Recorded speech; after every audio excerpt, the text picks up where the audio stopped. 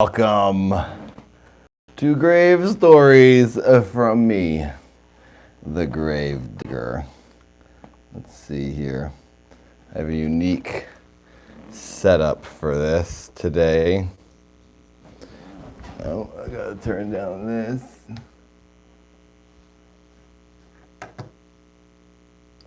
This is a different setup for me. It's a little grainy, huh? How's the view? Is my head cut off? Is my head in there? I'm going to the chat right now. How's my audio? How's the video? It's a little grainy. I'm using my phone. There we go. I'm getting into the chat.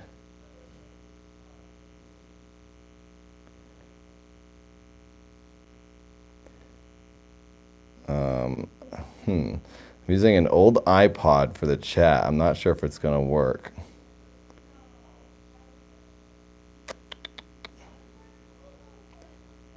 I don't know if this is going to show the live chat. Darn it.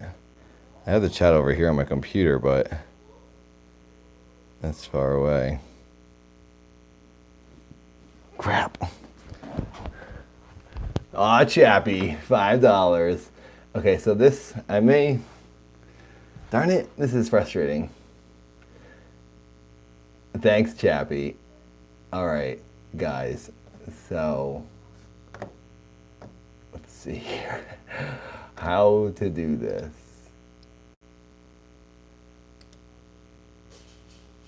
I'm trying to do this without having to because I can't see my computer over there. It's too far away. But the chat is right there in front of me on the phone. I'm using bare minimum setup now. How's the audio? Is the audio okay? Oh, EB's drunk. Can you hear me fine? I'm doing the most basic streaming setup in the world right now. So I have this microphone that is just wired and plugged right into my cell phone, kind of like when I go into the cemetery. And that's it. I'm streaming off my phone. And I am trying to read the chat on this old iPod, but the iPod is not updated, and I don't want to update it. It's going to take forever. I want to see the live chat without having to get up and go to my computer. So it's a little grainy, but that's all right. I'm not super disappointed with this. I just wish I could see. Let's see, desktop. Just gonna give me a moment. I'm gonna click on a couple things, see if I can get the live chat to open up on a web browser. Here we go. I did it. I think this is it. I did it. I'm smart. Hee hee. Oh my God, Tommy. Holy crap, man. I have been away for a while. Yeah. Holy crap, Tommy. Thank you. That's huge. Thank you for that donation. And thank you to Chubby. Oh my gosh, Tommy. That's $25. Oh, the chat is blowing up right now. All right. I got the chat open here.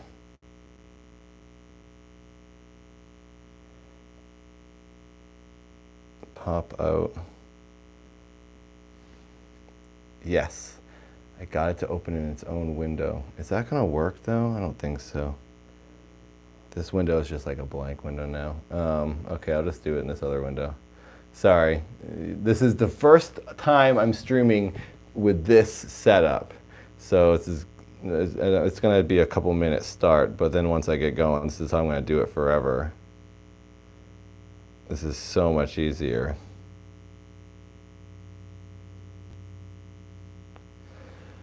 Thank you for joining me. Thank you for coming back. It's been a while. This is... Why did I call it 11? I've done way more than 11 of these, haven't I? Or have I only done 11 weeks of this? Maybe it's only been 11. Can someone tell me how many I've done?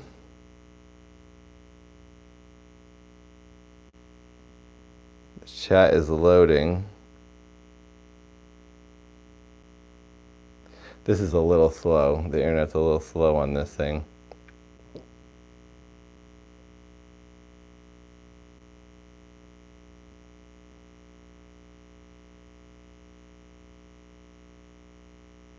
Yeah, it's so you're saying it's bright? Yeah, because well, so yeah, this backdrop. I decided to get my.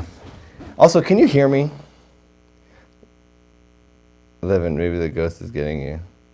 It is 11. Okay. The last one says 13. Does it really? I was gonna say I think there's been more. I think I'm confusing it with my own brother. I guess you can hear me if you're answering my questions. My favorite Buster Keaton movie is Steamboat Willie. I really like, and then. I'm spacing on the name. I just watched it recently. Steamboat Willie is a really good one. You can't hear me, random? Wait, you're answering me? Are you? Can hear you great. Okay. Can you hear this? I just farted. All right. So here we go. We're back doing the stream. I'm raising more money, obviously. We all know that I've been rambling about it for the past 2 weeks. This is the final fundraiser for Milford. Final fundraiser I will do for any movie. The link is in the description.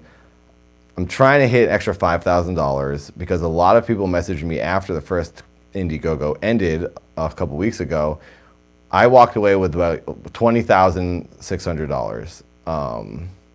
So now other people said that I would like to donate. I didn't get a chance to donate, so I'm doing another small, short round of donations for Milford to see if we can get a couple more thousand. We're almost at 2,000. I'd love to try to hit 2,000 in this stream. We're only like $89 away from 2,000. So if we could raise $89 in this stream, donate to the link in the description. If you want to donate to me and help me pay rent and buy groceries, by all means. Chappie, who gave me $5 earlier, thank you. And I think it was Tommy who gave $25 tonight. Thank you very much. That will help me live my life. But if you want to help me make the movie, donate to the link in the description for Milford, and hopefully we can hit $2,000 by tonight. And then we'd be pretty close to the halfway point. The first day we got like $1,500. It went up quick and then stopped because I haven't been pushing it and advertising and bothering everyone with it because I just feel so guilty doing it. It's like, why am I hate it. I hate asking for money. I don't mind these streams. People here kind of know, like, donations keep me alive, and it's a live show. If you want to support me, you can donate. That's different. But when I'm just like asking for extra money to make a movie, I feel a little guilty, although you're getting something out of it. So it works out. It's like your ticket price in a way. I drink some wet water. Anyway, now that we all know, let's read some stories, and if you can, please help out. Please donate to Milford so I can make this movie. I'm going up to Portland in like a week to do location scouting. I bought the plane tickets yesterday, $1,400, so that came out of the budget already. So there's $1,400 gone fast, and we haven't even filmed anything yet. Look at the chat. Dorlaxon says, Nathan, you should sell voicemail messages for $100. I could do that. Dorlaxon, what are you wanting me to see? Check the Indiegogo site. Okay. Let's check the Indiegogo. It's going to take me a second because this iPod doesn't move fast.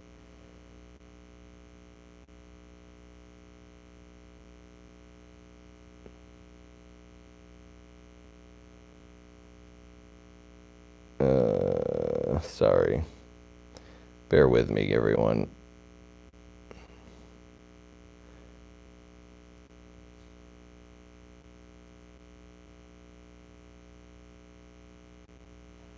Wow, this iPod. Oh, it worked. Oh, crap. It just loads slow. Hope you're enjoying your Thursday night. Grave Stories from a Gravedigger will be back every week now. I'm going to try to stay on top of it. Took a little bit of a break.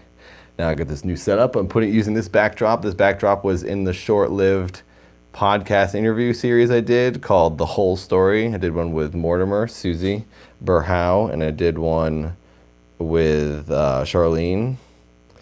and I like the backdrop, so I wanted to use that for you. Oh my gosh, we're at $2,012. We did it. All right. Well, the new goal. Holy crap! Who gave $88 earlier today? Dorlaxon, was it you? Who did that? Because we were $88 short. I was playing Red Dead earlier. We needed $88 to hit the 2,000. I'm going back to the chat now. Hang on, it's opening. I'm going to have to get another option to read the chat with. I have an iPad that's broken. I got to get that thing fixed, and then I could use that. Chat is slowly loading over here. Sorry, guys. So in the future, throughout this stream, if you guys want to let me know what we're at for the total in the Indiegogo, type it in the chat, because it's going to take me like 2 minutes to like open this new page, because this thing is chugging. Wow, it's still not loading the chat. Well, in the meantime, oh, here it goes. It's slowly going. Not me. Dorlaxon didn't do it. Okay. Wow. Well, someone was very generous this afternoon, and in between the streams donated. A couple people possibly donated. Thank you to everyone who has donated. We're now at $2,000. We're trying to hit $5,000 for the bonus funds for Milford. So then in total, we'll have $25,000, and we can shoot a legitimate, nice, beautiful short. Thank you, Dorlaxon, for posting that. So here we go.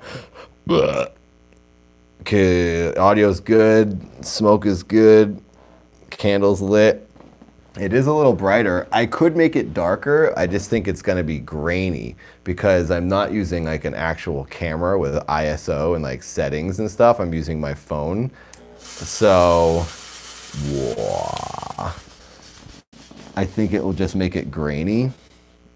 You hear that? It sounds like my mouth is like stuffed with cotton. When the smoke hits me, it muffles my voice for some reason. Did you hear that? Unless that's just me, because it's muffling my ears. That was weird. Darker the spookier. Well, check this out.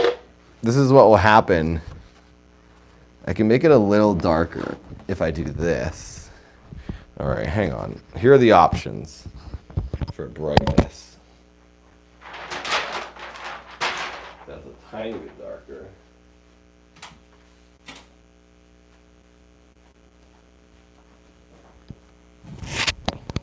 Did that get a little darker? I have a feeling it's just gonna get grainier. And then if I do this, it's just gonna look horrible. Then there's this. That's no good, right? That's probably way too dark. You can't even see my face.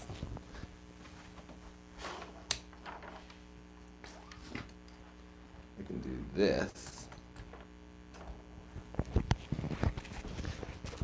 How's this?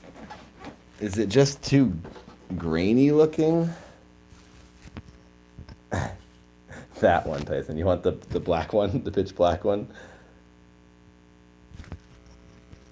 Wouldn't the grainier picture be spookier? Yeah, maybe, but I just don't want it to look like crap and then no one wants to watch, because some people aren't into grain if it's not stylized grain, you know what I mean? Like VHS or 70s film grain or something.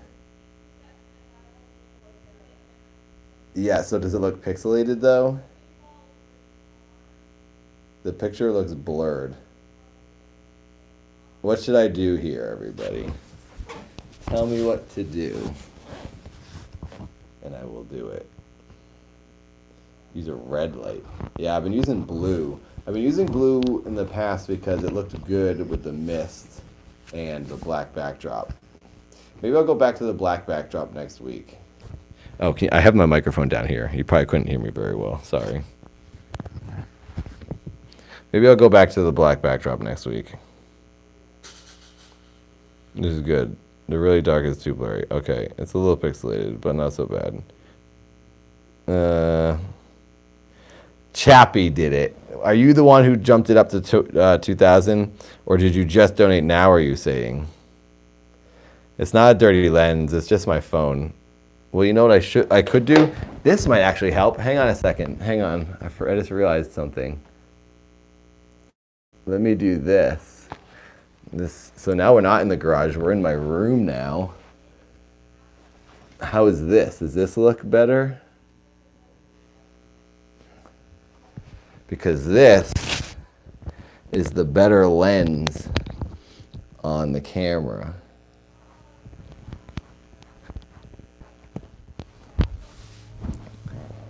How does that look?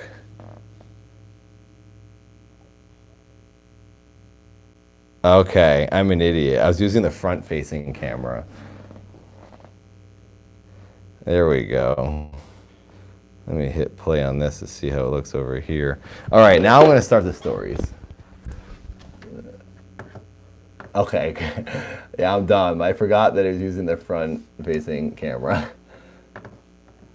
Okay, it's a little crooked. That's pretty dark too, though, isn't it? Yeah, and you can click 720. Click 720 if you can. Let me straighten this out.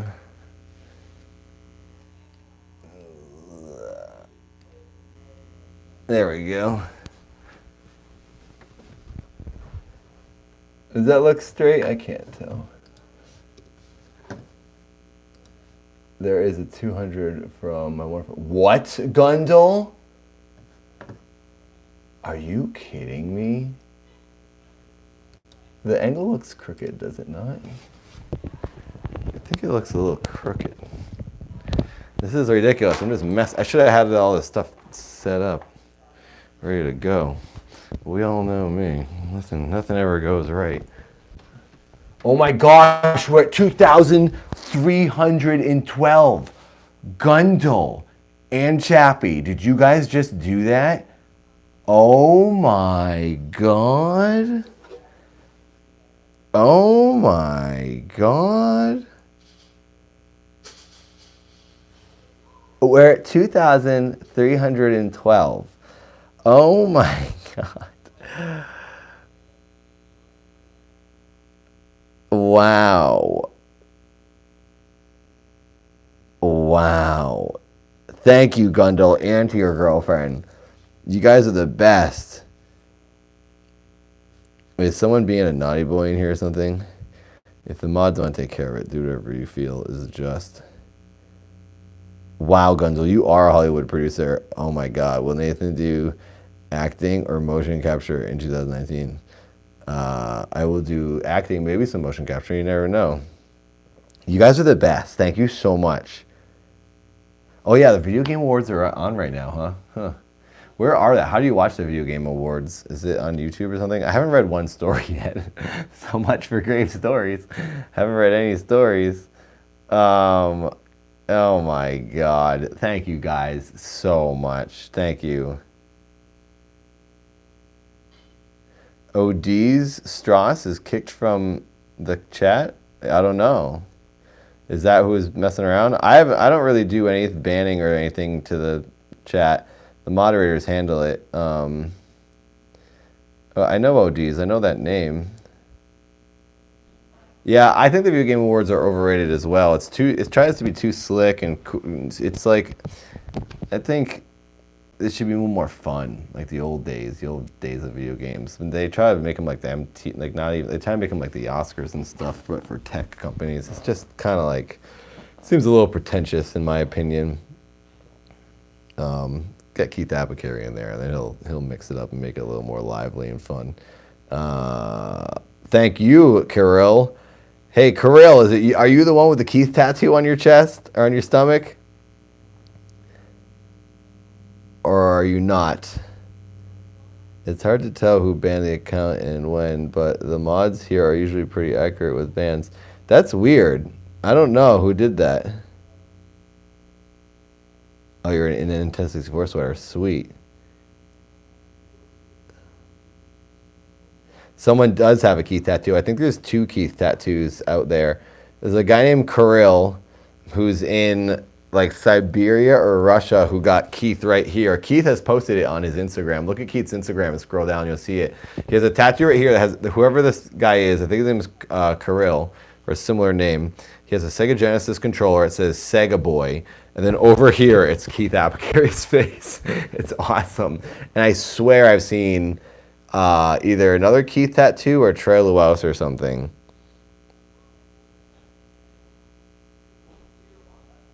Oh, that's a cool. Kirill, you got Sega logo tattoo. Well, that's weird, Kirill. So you're not the same one, but you have the same name and you both have Sega tattoos? Russians love Sega. That's rad. Tons of money, but I will not tattoo on my body. Well, then you're not a real fan, chappie. You need to step it up and put this nasty face on your body. Yeah, chappie, fund Evie's Keith tattoo. Pay for someone else to get a Keith tattoo. I'm looking to see if there are any urban commands, but I can't find any. All right, let's read a story. This is great. What a great way to start the first week back in a while. Got some major donations. Thanks, Gundle and Chappie and everyone else who's donated today. Thanks to everyone who donated during the Red Dead stream. And thanks to everyone who just looks at me in general. You guys are great. All right, I'm going to plug this in so it doesn't die, and then I will come back to you guys. Let's start with some spooky stories. This one sounds pretty spooky. Let's get the smoke going. Come on. I'm wearing slippers, so it's harder to push the button with my foot. There we go.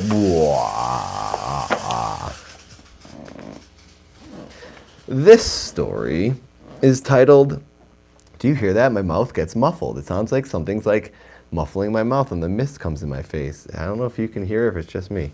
Interesting, I'm haunted. Midnight Caller, Joan Rudzinski, police officer, Philadelphia, Pennsylvania, 2006. I hope I haven't read this one. I'm a single mom, and one night I worked until 11:30 p.m. By the time I got home, let the puppy out, and made my way upstairs, it was just about midnight. I passed by my son's bedroom and stopped to peek in and blow him a kiss while he's sleeping. I've done the same thing every night for 17 years. I had 2 home phones in my house, one in my bedroom and one in the kitchen. Though we also both have cell phones. This particular night, as I passed my son's room, I heard his cell phone ring. I listened for a minute, he didn't answer, and it stopped. I didn't think anything more of it and went to bed. Oh wow, spooky picture coming up in the next story. The next morning, I was having coffee when my son came downstairs, getting ready to leave for school, and asked, Mom, did you call me last night? I said no, but explained that I had heard his phone ring. He showed me his phone, which said our home phone had called him at midnight. Whoa.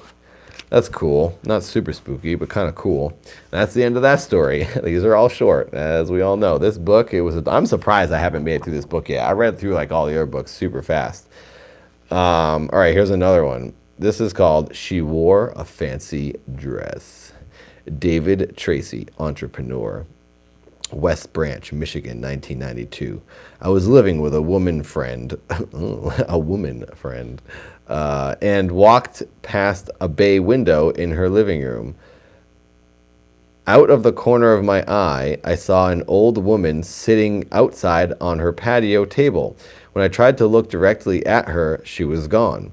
I told my friend about it, and she asked me to describe the old woman. I told her she wore a fancy dress with flowers on it, with lace along the edges. She was wearing a brooch and had her grayish-white hair in a bun. My friend smiled, let out a little chuckle, then got up and a few minutes later came back with a picture. When she showed it to me, goosebumps shot all over my body. It was the old woman, her mother, just as I described. Whoa, the dude saw the lady's mom. That's kind of cool. I like that one. All right, great. Moving on. Next story. A game of hide and seek. You know, for the amount of time it takes me to start these things, it's like a half an hour in. I read like 50 stories in 30 seconds, so like maybe it makes up for it. I want to get a good, juicy, long, spooky one, though, that's like blows your mind at the end. It's got to be one coming up. Some of these stories tend to be pretty spooky. But then some are just like, yeah, all right. Oh my God, here we go. This one has to be good. You want to know why? I'm guessing you can guess. I'm betting you can guess, I should say. It takes place in the 70s, the most haunted decade on Earth. And specifically, the most haunted year, the year that haunts me, 1972. If you guys have watched this show, for the past 11 weeks or however long I've been doing this. 1972 comes up all the time, and it used to freak me out because my car, the old BMW, was a 1972. I no longer have that car anymore. I sold it last week. So this is making me kind of sad because the year 72 is still coming into my life, and I don't have the car anymore, and it's making me miss the car. Oh, I had to sell it for the Milford movie, if you don't know. Frank's out there barking at something. Frankie doesn't like the 70s either. He knows there's probably a ghost in the house. I just opened a portal by talking about the 70s. All the 70s ghosts are coming out. All right, I'm rambling a little bit too much. Here we go. This is going to be good. I hope so. A game of hide and seek. Christopher Anthony, industrial mechanic. Nope, that's not the word. Industrial maintenance mechanic. I jumped to the big one in the middle. Fresno, California. Of course, California. This is haunting me. This is going to be my life. I know it. When I was 9 years old, my two brothers and I were playing hide and seek. We were outside with our parents, and they were doing yard work because nobody was in the house. I figured that would be the best place to hide. So I ran inside and vanished into the living room closet. As I was standing in the very back corner, I felt something hit my leg. Oh, I think I read this one. I'm going to reread it because it's supposed to be good. I think it's good. Why isn't this charging?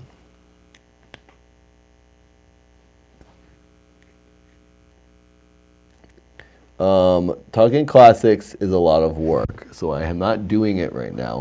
I will do more talking classics in the future, but it takes a lot of work and time and effort, and no one watches it, so. Hang on a second. Stupid charger won't charge because it says I'm using a charger that is not cohesive with the iPod. Oh my God. Why doesn't anything work for me? All right, guys. My life freaking stinks. Hang on a second. I need to do this.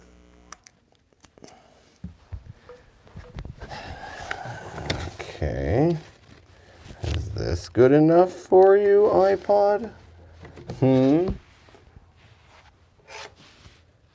iPod, it's all Apple products that's plugging into the wall right now. Why aren't you charging? Something's wrong with this stupid plug. What the heck?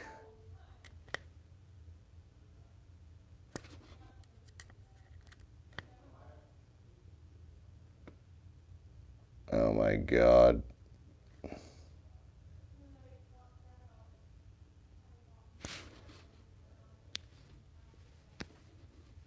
All right, I guess I can't.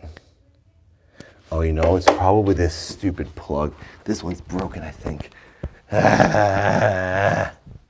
Sorry, guys. Nothing works in my life. All right, I just don't want the chat to, my iPod to die, then I can't read the chat. Okay, there we go. It's plugged in now. Back to the stories.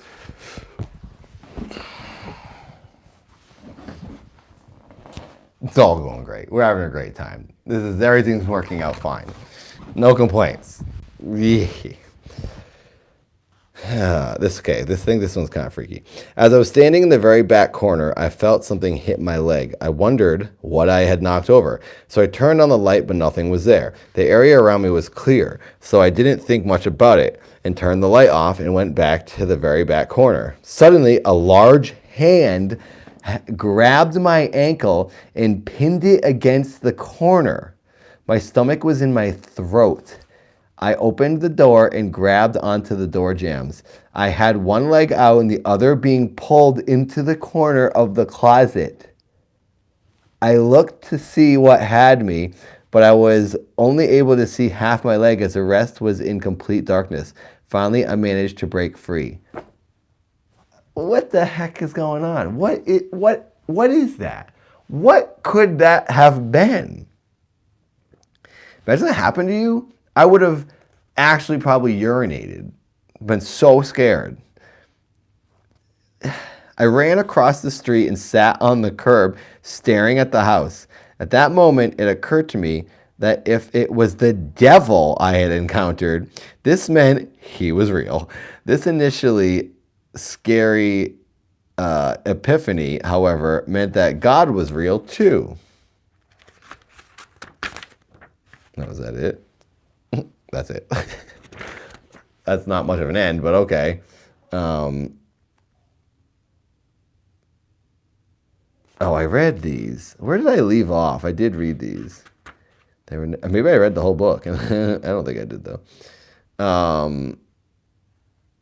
Afternoon Delight, massage therapist, Connecticut. Instantly there, instantly gone. Maybe I marked the pages. Oh yeah, I was reading alien ones. I'll take my own car. I don't like the alien ones are okay. Do you guys think I should read the alien ones, or should I just keep going with spooky ghosts?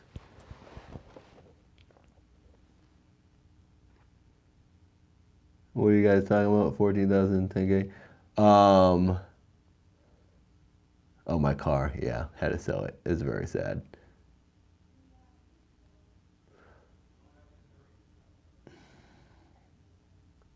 I didn't sell it for 14 though. I sold it for a little less.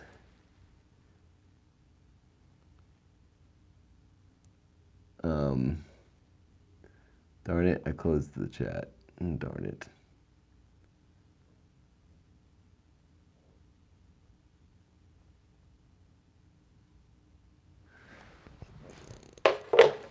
I'm just going to keep reading these stories because the chat is not cooperating with me. I mean, my iPod isn't cooperating with me to open the chat. Oh my God, you gotta be kidding me. What the heck, dude?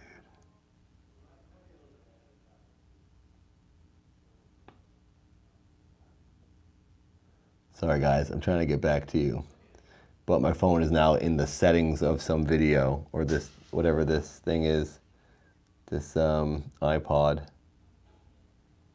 This is not what I should use in the future for the chat.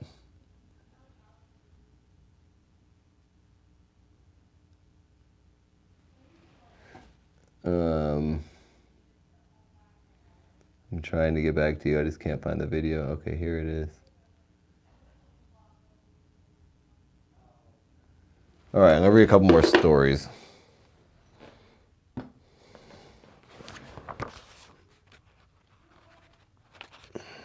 Until that thing loads. Mountain View, California. I don't think this is 70s, of course. Everything's in the 70s. This is a real quick one. Here, I'll read this one, see how this one goes. This is called I'll Take My Own Car. Barbara J. McNay, retired engineering administrator. All these jobs sound fake. Like, oh, administrator of appliances and services. Representative of coordinates. That's what these names of all these people's jobs are.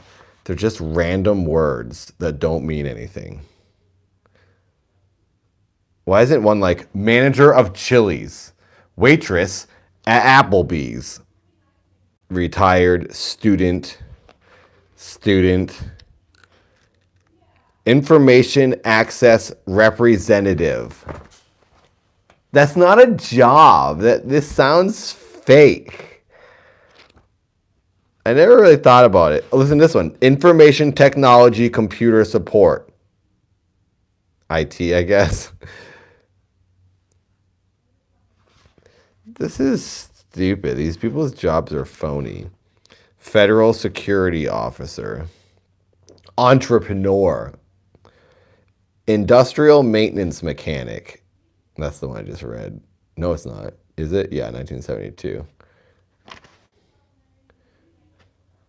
Border Patrol agent. Okay, that's specific. Massage therapist. Retired. legal. The sky just says legal. Legal seafoods or a lawyer. Be specific here. Give me a break. Let's read this one. The Phantom in Mom's Pants. That is the name of this ghost story. The Phantom in Mom's Pants. What the heck? This is like comedy, man. Okay, all right, this is a new chapter here. So we're going to read this UFO one, and then the Phantom in Mom's Pants. Oh my God. This is insane. That one's going to be good. It has to be good.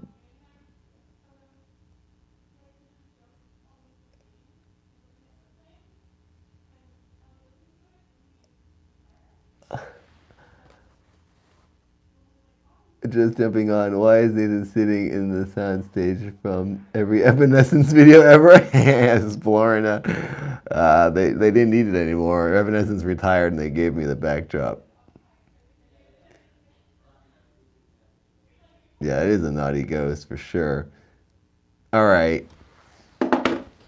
Here we go. Did it just get darker on you guys? Because that computer was awake and now it's asleep. All right, here we go. This one's for when Mom's Pants is coming up second. This story is called UFO Hunting. I may have already read this. I probably did. Don Warwick, Maricopa County, Arizona, 1982. I was 1 year old. It's got a picture of crosshairs on an alien's face. There's a couple other aliens perving around in the background too. I had been hunting at Table Mesa late. The word is late. No K in there. I had been hunting at Table Mesa late one afternoon and was headed back to camp on a narrow dirt road. The road went over a berm, and on the other side I saw a slight shining up that I assumed was a truck coming toward me. I got out of its way by getting off the road. I went out into the desert, and as I waited for the vehicle to pass, I noticed the light stayed in the same place. I moved up the berm to look over it, and that's when I saw the spacecraft with strange-looking beings outside it. The creatures were short, 3 to 4 feet tall, with big eyes. I aimed my gun at them as they saw me, and they moved quickly back into the craft. I got down off the berm fast, and as I was running through the desert, I tripped on a jumping cactus. It embedded into my leg. The craft became airborne and flew toward me, stopping overhead where it hung suspended for about 15 seconds. It then accelerated very quickly, shot straight up, and was gone. That's tight. I like that. You stupid idiot shouldn't have pointed a gun at the aliens. You should have waved at them, and they would have taken you on a journey of your life. Dumb idiot with his gun. That didn't him no good. Now the guy would probably have like all kinds of space jewels, but he's a moron. He's got his busted leg. Well, the time has come to find out what the heck happened in Mom's pants. This story is called, and it's not. These are not fiction, everyone. These are real stories from real people. These are things that happen to people. So whatever happened to Mom's pants is real. Hello, MG Thacking. I think we all wish a Phantom would hunt our pants. Retro, you did not miss much. You missed a lot of me clunking around, as usual. All right. Wake the kids up, because this is going to be a good one. Here we go. Let out my fart so I can have all the attention the story needs. It's only one page, so let's hope this is freaking good. Alana Bodman, sculptor, Akron, Ohio, about 1996. My little sister and I didn't want to go to sleep. It was well past our bedtime, as Mom had tucked us in and kissed our foreheads goodnight quite a while before. We felt electricity in the air that made our skin prickle with goose flesh, and we whispered about it feverishly. My sister was 5 and wanted to call Mom, and I, being an older and wiser 7, convinced her that Mom would be mad that we were still awake.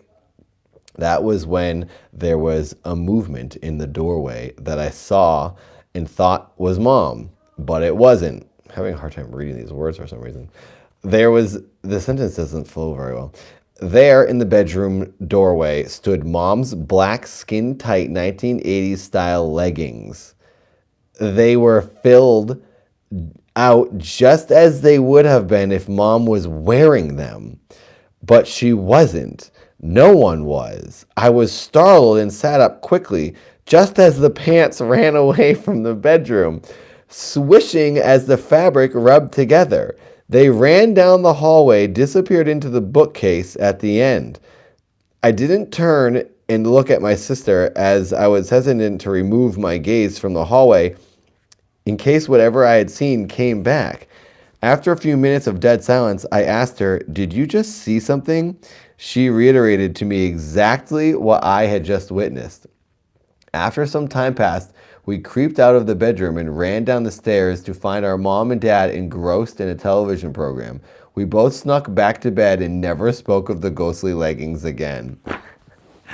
That's awesome. It sounds like something you would see in an 80s television show.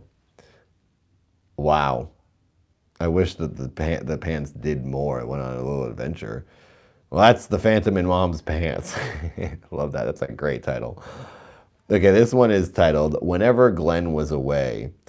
Andrea Carter, Information Access Representative, another fake job. People don't want to let you know who they really are. That's what's going on. This took place in Goulet River, Ontario, Canada. Anyone know where Goulet, or maybe it's not Goulet, it's just Goulet. Goulet River, Ontario, Canada, 2002. After graduating from college, my fiance Glenn and I moved into a home north of Sault Ste. Marie. Oh, that's Sault Ste. Marie or something? Sault Ste. Marie, Ontario, in the town of Goulet River, appropriately pronounced Goulet. Oh, Goulet. That's Goulet, like a spooky ghoul. The house was a 3-bedroom rental, and the price was $350 each month. Couldn't have been beat. The bachelor apartment we vacated had cost almost double. Wow, pretty good deal. Despite being rural and lakeside, wildlife never ventured onto the property. Our 3 dogs were never settled, and this became frustrating. One night, while watching a movie, Glenn and I paused and listened to a sudden, loud, non-stop hissing noise. He hurried into the kitchen to investigate and looked out the bay windows. I headed down the hallway to our bedroom, where I found the cause. The bathroom sink was old-fashioned and had 2 separate faucets, one for hot water, one other for cold. Both were turned on full blast, and when I touched them to turn them off, the knobs fell off into the sink. Weird. I think I might have read this one already. I've read every one. At a later time, my pillow vanished into thin air and has yet to rematerialize. The electrical switches would regularly change the lights and outlets they controlled. A visiting family of friends had whispers of "hey" in their ears, and a lamp in their bedroom turned on whilst unplugged. Needless to say, they left the next morning for the 10-hour drive home. I gave Glenn grief on a regular basis for leaving the light at the top of the stairs on, though we never ventured up there. One incident that occurred with consistency happened whenever Glenn was away on business. The first time it happened, I was talking on the phone with him when he inquired as to whether I had our coworker and neighbor Johnny's phone number handy in case of an emergency. As I was assuring him that I did, the exterior basement doors opened and closed, and heavy footsteps made their way up the stairs toward me. Oh, dude. I hung up on Glenn and called Johnny immediately. He drove over with his floodlight and a chunk of wood with a railroad spike through it. What? Johnny and I scoured the house with the dogs and found nothing. From then on, whenever Glenn was away and I'd speak to him on the phone, this would happen. Wow, this is cool. This is my favorite one so far. I like when there's something repetitive and the ghost is like messing with these people. This makes it feel more real. The specifics are so unique. The dogs never reacted to the doors opening and closing or the sound of the footsteps as whatever it was approached our living room area. We lived in that house for 1 year before moving back to the city. We left whatever it was behind. We have never returned. Wow. Oh man, this next one's called A Real Live Nightmare. I hope this one's good. All right, I'm gonna take a tiny break before I read that one because it's 2 pages. I'm gonna check in with you guys.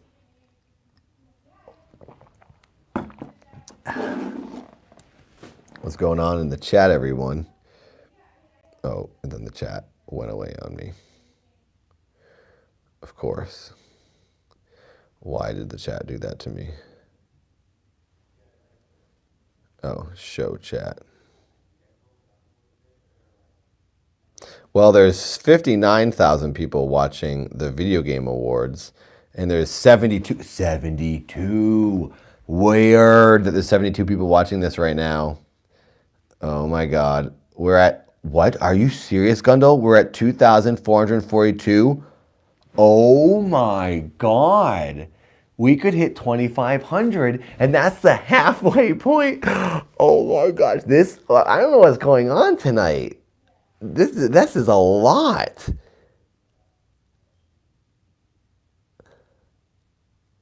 Wait, does that mean, how much do we need? That means we need $58 to hit 2,500. That's not a lot. Wow. Well, thanks, George. 2 questions. How many Japanese ghost stories had you heard of? And out of those, had you read of Santoro Kun? No. I've only read one, and it was the Po Po Po one. Oh my God, Super Tenor, thank you so much for donating. If you guys donate like Super Tenor did in the Super Chat, that goes to me personally, and I use all of the donations to pay my rent and to buy, well, I was going to say pay my rent and buy groceries, but I don't use it to buy groceries because my rent is like almost $1,600, so it all goes to my rent.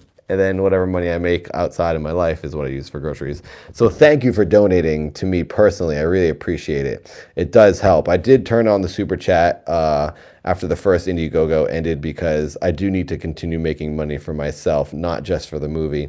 So thank you to everyone who has donated today to me. The main thing I'm trying to push is the donations to the movie, the Milford movie, the final last little push to get some extra funds for Milford so we can try to hit 25,000. The link is in the description if you would like to help me make this movie and you want to watch this movie. I think this one will get me into Sundance. I really, really do. Oh man, thank you, Jade. Thank you. That's very, very, very nice of you.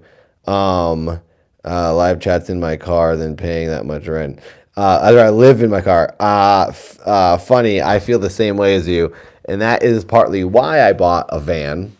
If you guys don't know, I sold my BMW and I bought a van, and I'm using it for it's better on gas. It's got Bluetooth and all that stuff, and I can use it for road trips, and I can camp in it and put an actual bed in it.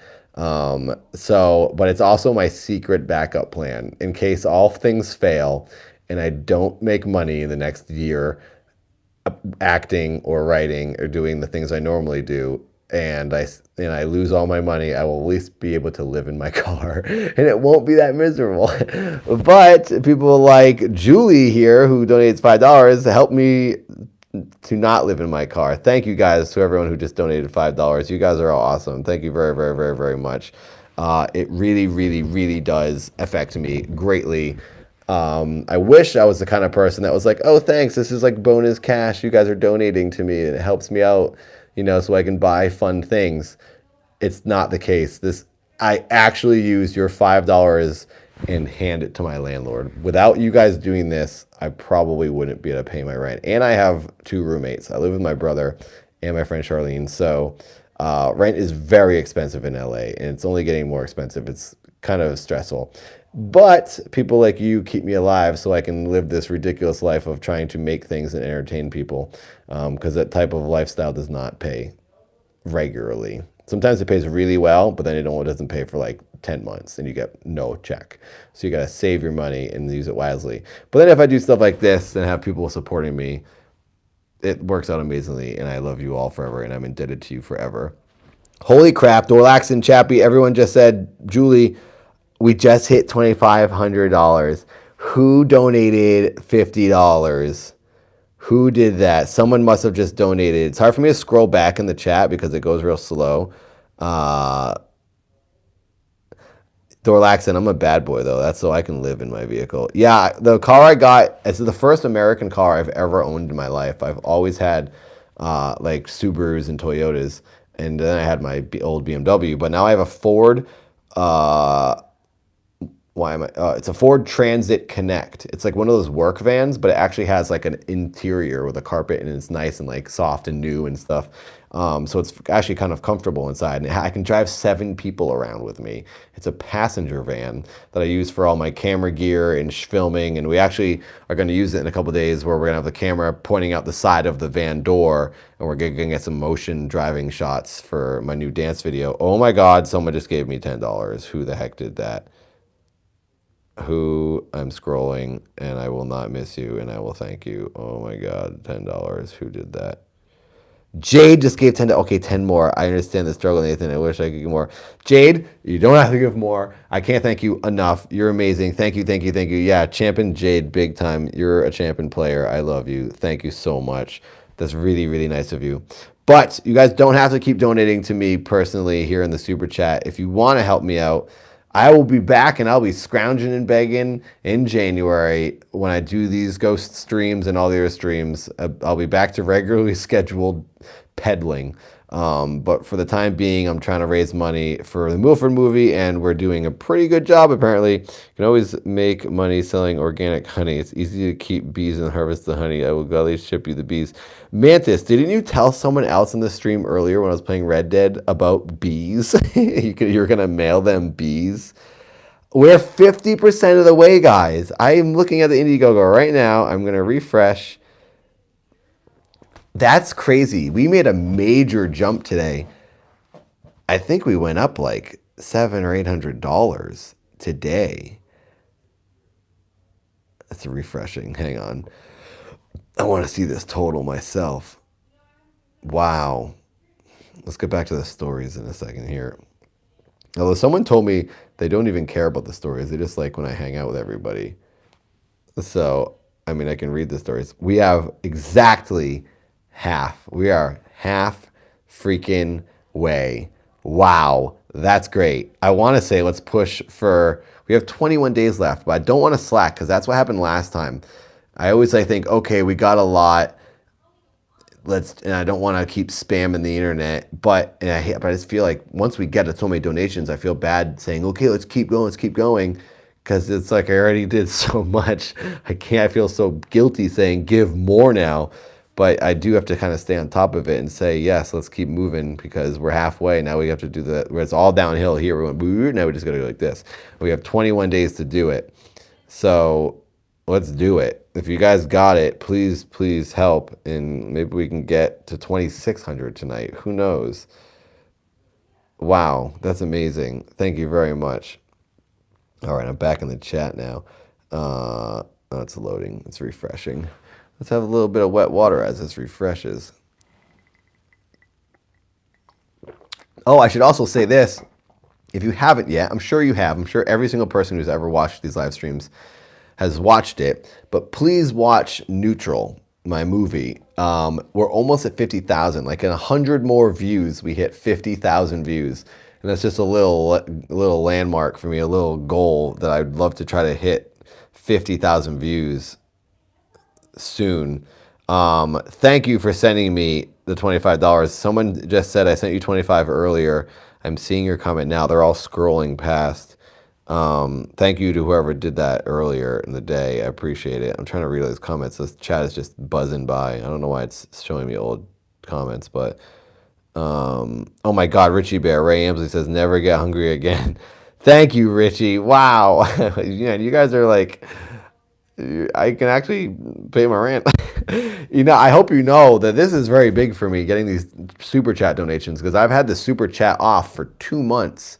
I haven't made any money off of YouTube for like the past 2 months because I've had the super chat off because I'm trying to redirect all of people who are willing to donate. I'm trying to get people to donate to the movie.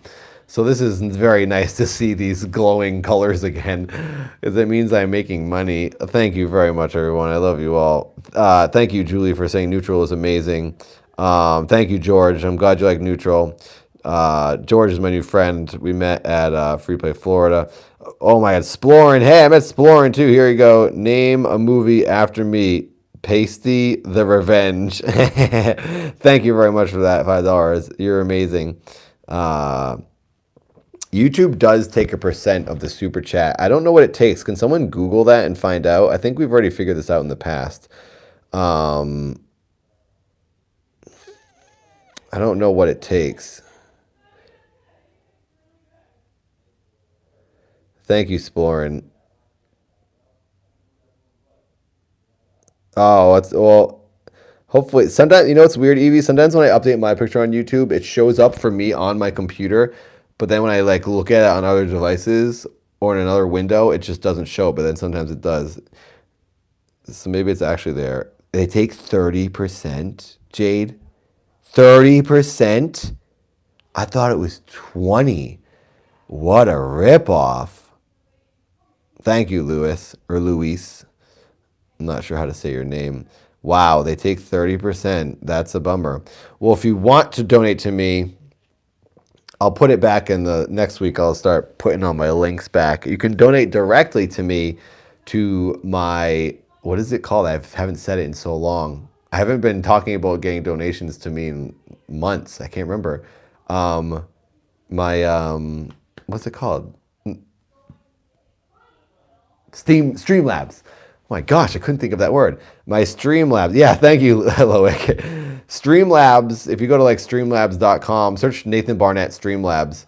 It's just like, it goes to my PayPal. If you guys would like to do that and donate to me, it will pop up on like my phone and I'll get the notification. That or my Patreon. Patreon's great too. If you want to, if you don't want to do these like random donations once in, I mean, I know it's fun to do in the chat, but if you want to support me, I still get like $350 a month or 320 or 350 a month from people on Patreon. So that's a very, very, very, very, very good little backup. When all things get added up, it's like my rent is met, so it's perfect. The life of a freaking starving artist or a starving guy who wants to be an artist, maybe. Am I an artist? I don't know. I'm a fartist. We know that. But anyways, the Patreon does help a lot. So, and that's just like automatic. You don't have to like do it or deal with it anymore. That keeps me alive for sure.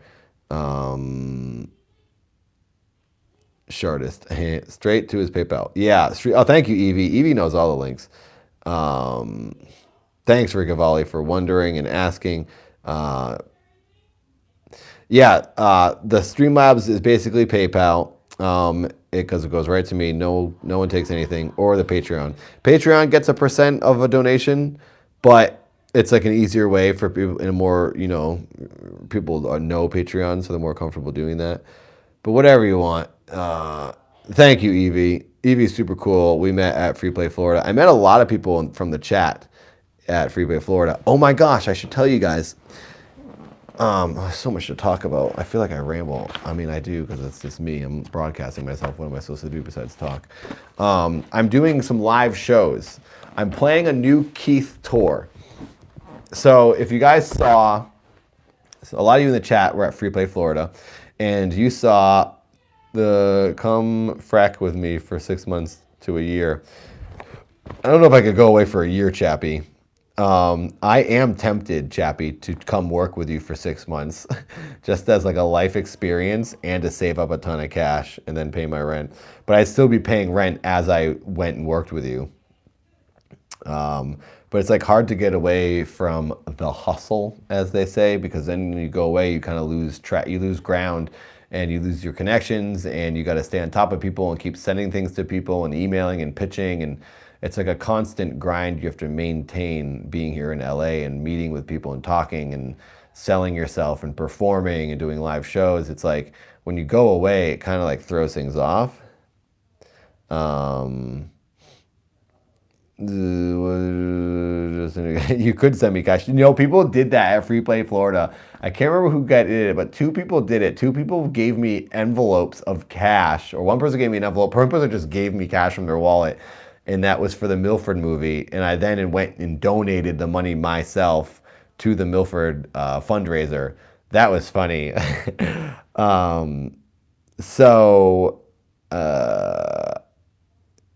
I do have merch, Evie. I should have asked to get the merch signed. That would have been smart. Oh, well, we can do it next time. I'll be back. Keith will be coming to Portland. Yes. I'll be filming the Milford movie in Portland, actually, but that won't be Keith. That'll be me. So, $25 on Indiegogo, since that's 100% yours. Thank you, Richie. Indiegogo takes a cut too. Everyone takes a cut except for Streamlabs. But we're talking about for the I'd rather you donate that to the movie if that's what you're saying, Richie. If you want to donate to the movie so then I can hit my goal. Retro does own a body pillow. Thanks, Evie. Okay, so I don't know, Teddy. I don't know why it was in your recommended, but you can feel free to ignore my face. I gotta get back to the stories here. So I was gonna tell everyone that I'm doing a tour. I'm doing a live show in the end of February. It's gonna be, I think I'm gonna call it Jam That Turbo. It's basically a dance party that I'm hosting with all of the songs and from all the music videos I've been in. So all the music videos you've seen me make and the ones I've been in, I'm going to make a big playlist, and it's just me dancing with everyone. There's going to be interactive games and things. That's going to be in LA at the end of February. My new dance video will be promoting it in January. And then after that, I'm doing a new Keith Apicary tour. And if you're at Free Play Florida and saw Rampage on stage, then you'll have a little bit of an idea of what the new Keith tour is going to be. Keith is going to write and star in Streets of Rage musical. And I'm going to tour doing this musical, and every city I go to, people in the audience will make up the rest of the cast. So Keith and you, if you go to the show, can and will be in the play, in the musical play, and we'll perform it for the rest of the audience.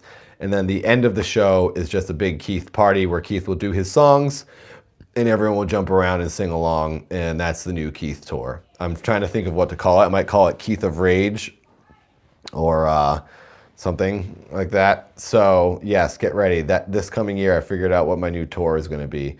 Keith Apicary on tour doing a Streets of Rage musical, then partying at the end. Spread the word. It's going to be awesome. But in the meantime, the first show that I'll be doing will be in LA. So if anyone's in LA at the end of February, come to my Nathan dance party. All right, back to the stories. This one I'm hoping will be good. It's called A Real Live Nightmare. Anthony Valls, student. You hear that? It sounds like my mouth is stuffed with food. Do you hear that? How my voice just changed? When the mist gets in my mouth, it messes with my voice. I hope you could hear that and how it changes. It's so peculiar. Okay. This is 2011. I was sleeping over at my friend Sandy's place one night, watching classic horror movies with her and her mom. Freddie had just disemboweled another victim, and as I watched, the viscera slowing into the ground. What is that? The viscera slowing onto the ground yet again? I guess this person is being poetic. In their writing here, I convinced them to finally turn it off. I walked into the kitchen to refresh my soda. When I returned to the sofa, Sandy and her mom were visibly excited. They asked if I wanted to go to the cemetery and try to find ghosts. Whoa. I couldn't say no after having already wimped out watching the movies, so we headed out. As we pulled into the cemetery through its massive iron gates, Sandy and I recorded every moment on our phones. It was eerie. Oh, I'm glad someone finally had footage. Every time I'm reading these stories, I'm like, why wasn't someone filming this? Why didn't you film the ghost or the alien? And then it's like, oh, they all take place in the 70s. This one's in 2011, so hopefully they got some good footage of the ghost. As we pulled into the cemetery through its massive iron gates, Sandy and I recorded every moment on our phones. It was eerie. We drove slowly through the skinny, winding roadways that were lined with graves marked by old tombstones. This is right up my alley. This is gravedigger territory. In the distance, silhouettes of monuments were visible in the moonlight. As creepy as the ambiance was, the ghosts were not making themselves apparent. We parked the car and got out to stretch our legs and wander a little. Still filming everything on our phones, after about half an hour, Sandy wanted to stay, but her mom wanted to go home, and I sided with her mom. What a weird... This is a very cool mom. Let's go to the cemetery in the middle of the night. Not many parents would do that. That's cool. I like this mom. As we started to walk back to the car, a noise drew my attention to the bushes off to my left. The rustling drew Sandy and her mom's attention as well, but I decided to look more closely. I expected to find a small animal. However, a pair of large, blood-red eyes stared back at me. There's been a lot of stories where there's red eyes staring back at people. Why? Eyes don't glow. How did that happen? No organic eyeball glows. The eyes glowed as if they emitted a light of their own. Short, thick horns that had tips as sharp as pins sat on the head, twisted at their tips. It lunged forward as the three of us turned and ran for our lives back to the car. We sped out of the cemetery all the way back to Sandy's house. When I got out of the car, I glanced at my door, and I was amazed to see it was slashed with what appeared to be claw marks. This is crazy. Was the creature really that close to catching me? I felt sick. Like this was all a horrible nightmare. Sandy, her mom, and I ran into the house and locked all the doors and windows and huddled together to watch the videos captured on our phones. Though we didn't see the creature in the videos, we were able to hear it. It was real, a real live nightmare. That was a good story. All right, I found the favorite one from the stream tonight. That's called A Real Live Nightmare. That took place in Missouri in 2011. Wow, that's a good one. I liked that. That kid's mom would be not very happy with that girl's mom.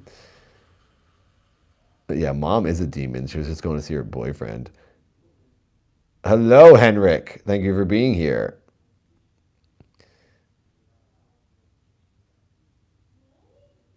$25.25. Whoa.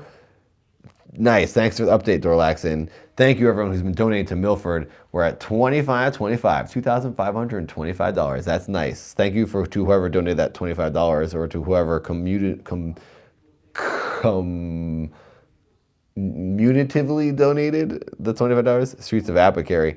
Yeah, I'm trying to think. It's like tough because I have a song about Streets of Rage. Is it just called this? Is it called Keith of Rage? I forget. Chappie, Nathan, something moved behind you. There's nothing that could have moved behind me because I'm at the wall. Although, I don't like you saying that because these are doors to outside right behind this. And the idea, it's freaking me out. The idea that someone is standing right behind me, and if I just moved this curtain, I'd see their face, is freaking me out.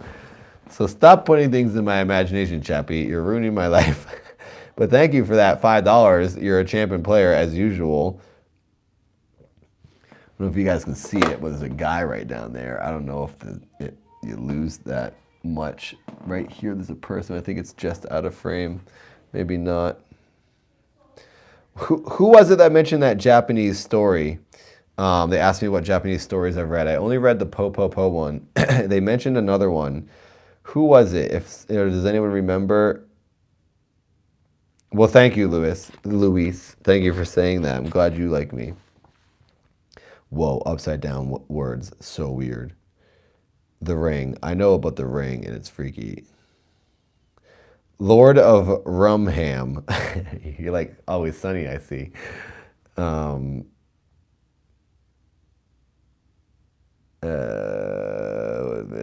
what was the name of the story?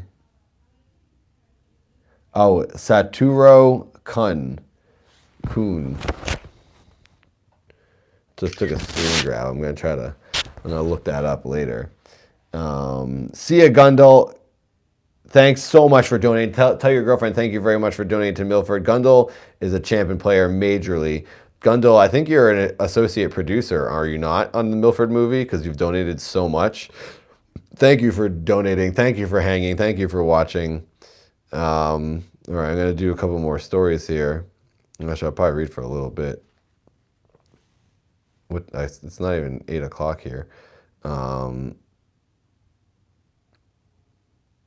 Gundle is the nicest person on earth, as well as Chappie and every other person in this chat. Honestly, even if you are just watching, you're the nicest people ever. Thank you, everyone who just hangs out with me and watches and is interested in me and my face. Tell the Cursed Tales doll story. What is that? Chan, what are you talking about? All right, this is a really short one.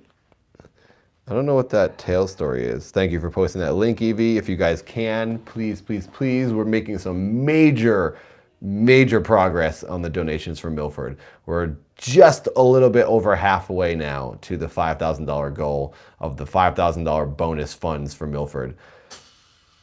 I think we can hit it in 3 weeks. Please, if you got $1 or $2, please, it'll really help. Donate to the link in the description or where Evie and everyone is posting in the chat. It's a Japanese story. At 412 over here, Gun seems like a great person. I think you're the bomb, George. Book of the Aboriginal book. What? I'm confused as to what you guys are saying. Still like the Scared You Didn't I story. What's the Scared You Didn't I? Oh, that one was good. Maybe should I find that and read that again, Chappie? Oh yes, everyone watch Rampage. It's on Retro's YouTube channel, right? Retro, it's on your channel. Keith tweeted it too. Look at the Keith tweet. If you want to see Rampage on stage, Keith Apicari's musical play performed at Free Play Florida with other Free Play Florida guests as the cast. It's super fun, and that is basically the basis of the new Keith Apicari tour that I'll be doing next year. But it will be a Streets of Rage version. New play, new songs, new material, new people in every city. You guys can be the cast on the new Keith Apicari tour. So get ready. And if you want to see what it's like, see an example, look at the Rampage on Stage video on YouTube. It's on Retro's YouTube channel. It's so much fun. I love it. It's really fun to do. And it's really fun to write. It's really fun for Keith to write his own musical and write scenarios for strangers to do things for them to do that are awkward for them. It's very much fun. I will come to Boston, Warrior. I'm going to go all over on this new tour. And then at the end of the show on the tour, I said it earlier, we're going to party and just Keith will play his songs and everyone will party with Keith. Kirby Buckets ended. Disney canceled it after 3 seasons. So unfortunately, it's over with. I am hunted. I think I am. All right, here we go. Back to the stories. This one is called I'll Take My Own Car. I think I read this one. I want to have this thing hanging. I don't have anything to hang it off of, though. I normally like hang my lantern. I just don't have anywhere to hang it anymore because I'm doing this in my room now. And I'm not doing it in the garage. I'll have to figure that out. Oh, I could do that. I just thought of a way where I can hang the lantern. Great, I'm smart. I'll do it next week. And I think I might lose this backdrop. Here, before I read this, okay. I so pulled on. I'm pulled in every direction. I can't make my own decisions. I was like, should I read the story or should I ask the question? I'm going to ask the question, then I'll read the story. Let me know. Do you like this backdrop, or should I do the black backdrop for next week? Keep this one, say yes for this, or no for the black. If you want the black, say no. If you want this, say yes. Or just say new or black. I don't know. What do you think? Yes, no. Now I'm asking too many things. Black backdrop. Yes, no, yes. Someone is sneaking up behind you. I like the woods. Yes. Black backdrop. Doesn't matter. Yes. It seems like there's a lot of yeses. New. Okay. Thank you, everybody. This, I'm going to keep it the new one then. Don't matter. All right, cool. Yes, Chappie likes it. Klonk, Katie, Loic. Loic, thanks a lot. Yes, no? I'm still awake for now, but who knows? I'll pass out. Retro, have you not fallen asleep since Free Play Florida? You must have slept for like 20 hours after the convention. Brandon. All right, I'm going to keep it then. Cool. The woods it is then. The woods will be the new backdrop. This is pretty much season 2. This episode has been a horrible first episode, though, because I was clunking around the beginning for so long, and I've only read like 5 stories. But here it is. You're all here. Thank you for joining. Thank you for always coming back and hanging out with me. All right. This story is titled, I'll Take My Own Car.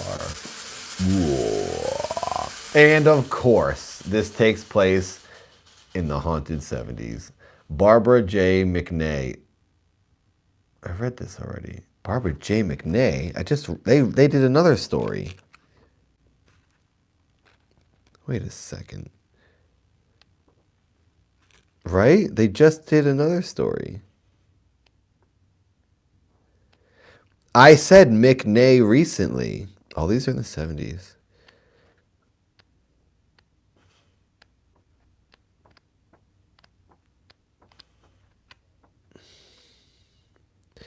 Hang on, let me just find this. I know there was a McNay.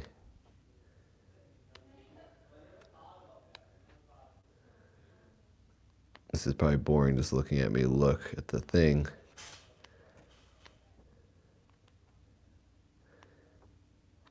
Huh. Well, that's weird. I swear someone had that same name. All right, this is another person with a fake job title. Retired engineering administrator. Whatever that is. Mountain View, California, 1970. Wait. Okay, I'm having like deja vu or something. Like I read this tonight. Did I not read this? Well, let's see. The story doesn't seem familiar, but all the names and locations sound familiar. Maybe I read that. Who cares? Moving on. It starts like this. My roommate Sharon and I were going to a party, and she was going to drive. As I got into her car, I experienced a warm, time-stopping feeling from head to toe and felt strongly that I should not get into the car with her. I also experienced a thought form.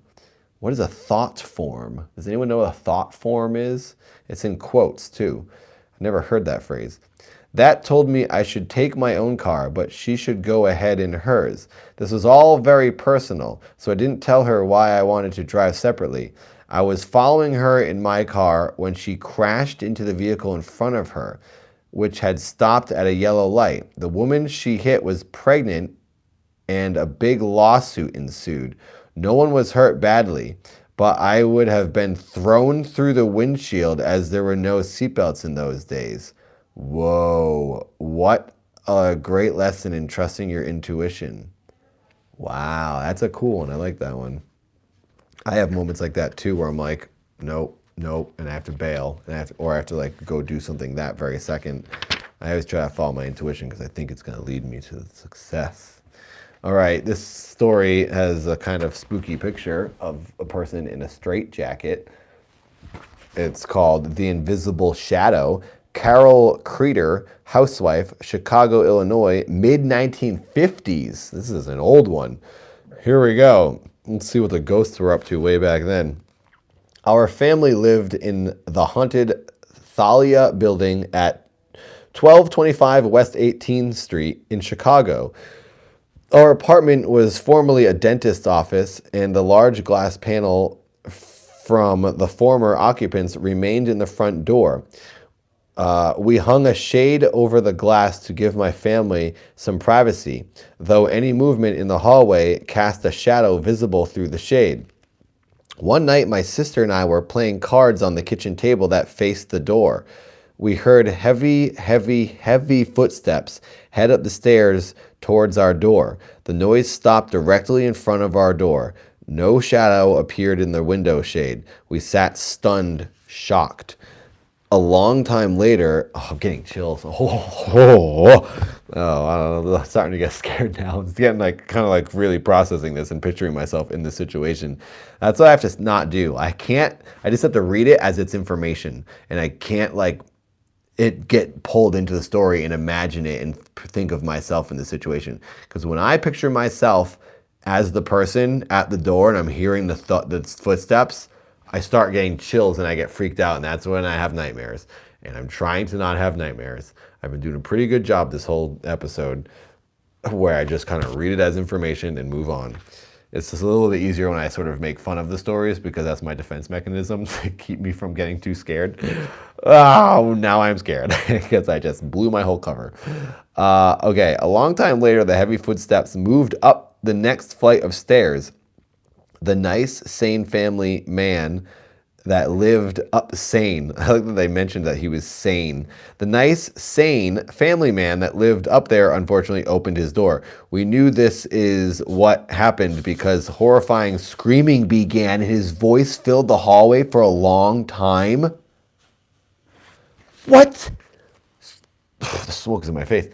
So you're telling me these people heard footsteps going upstairs to this guy's door, and they're listening.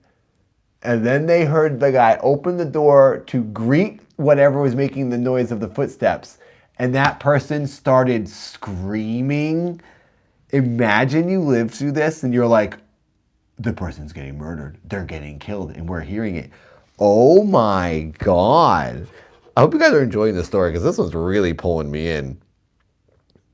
Sorry, I'm not looking at the chat. Is this the attic? Is there a nice, sane man in their attic, or is this the apartment above them? Sounds like your childhood, Harold. Harold, if you have a good story. If anyone has a good story, it has been a while since I've read a fan or viewer story. Leave a comment on the video when this is not a live video, when it's just like a logged video. Comment your ghost story, and I'll read it next week. I love reading the viewer stories. Harold, if you've got a good one, I want to hear it. Nifty, I'm not crazy.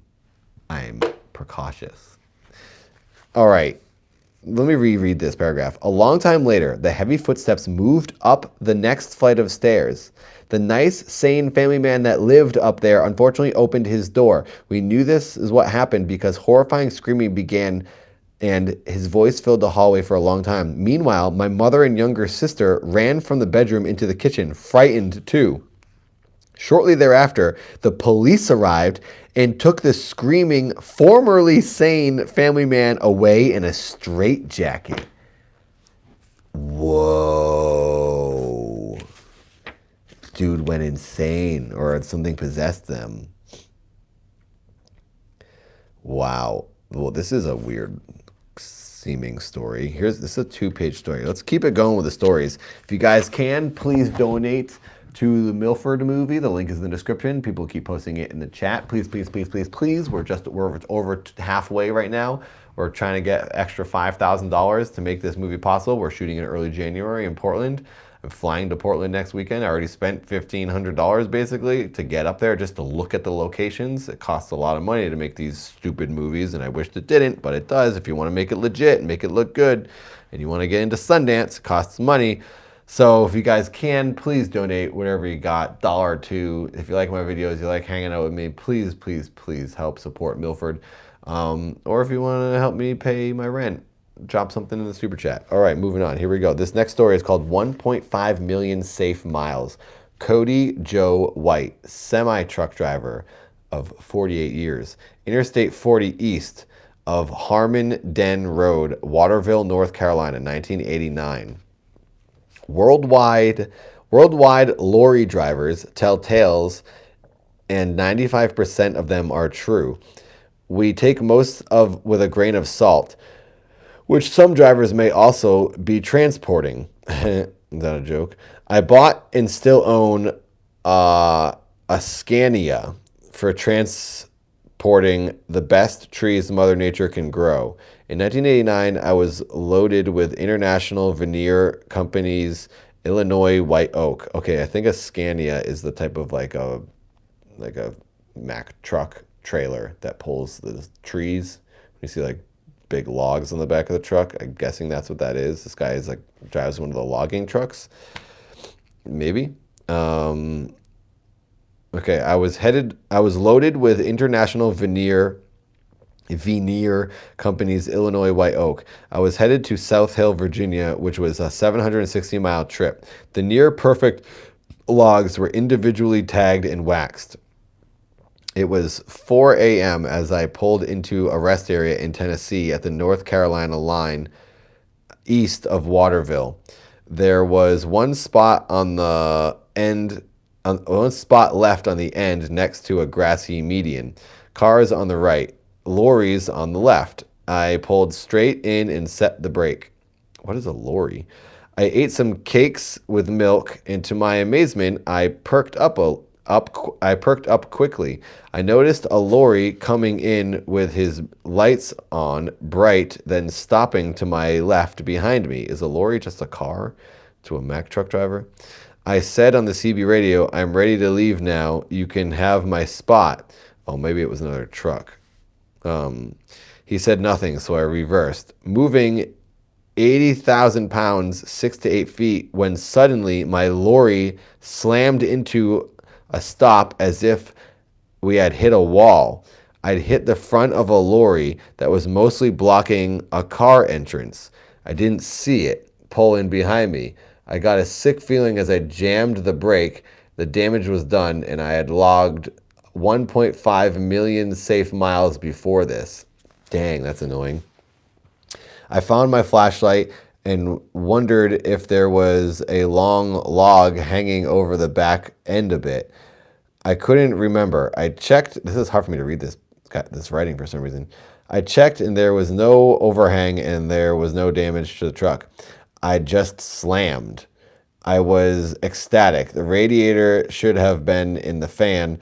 The engine shouldn't be running, but it was. I rubbed my hand over the smooth white metal. I looked for antifreeze under the motor and didn't see any. The Caterpillar motor had its familiar sound. It was in perfect shape, and I was stunned. The driver was in the rest area building and never came out during my wide-eyed investigation.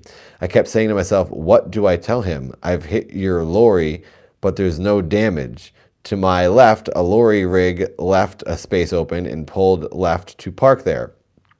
It was breaking dawn, and I laid my head down over the wheel to rest and wait for him to return. It was gone when I woke up. Wait a second. What number is this? What?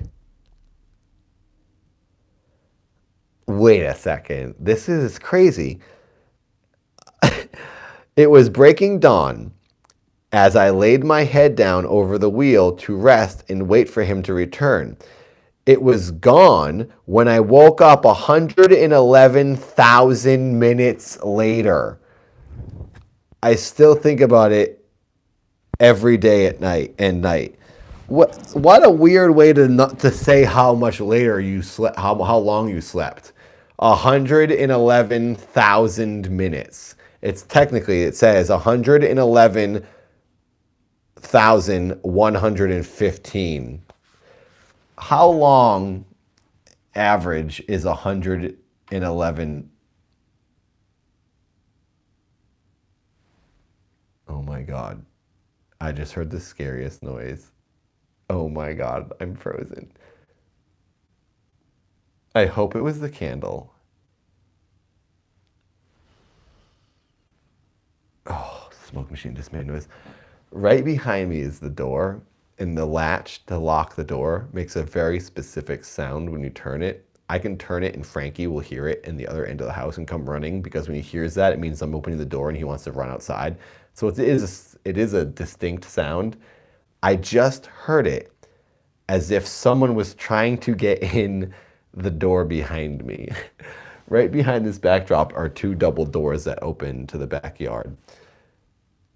And I'm super freaked out right now. And then right to my right is a window the curtain isn't closed all the way. So someone outside could be looking at me, but I can't see them because it's black outside and I'm so freaked out right now.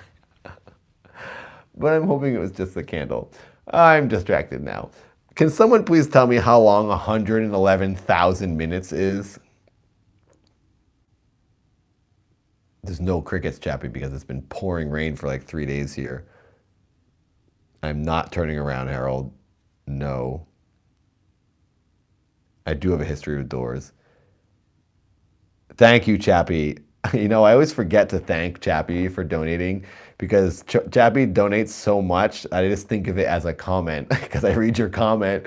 Thank you, Chappie. You're the world's greatest. Thank you for donating. Shutting my TV off and spinning my body towards the opposite wall, pulled the blankets over my head, saying no. I woke facing the wall, jumping. Dude, Franco, that's insane.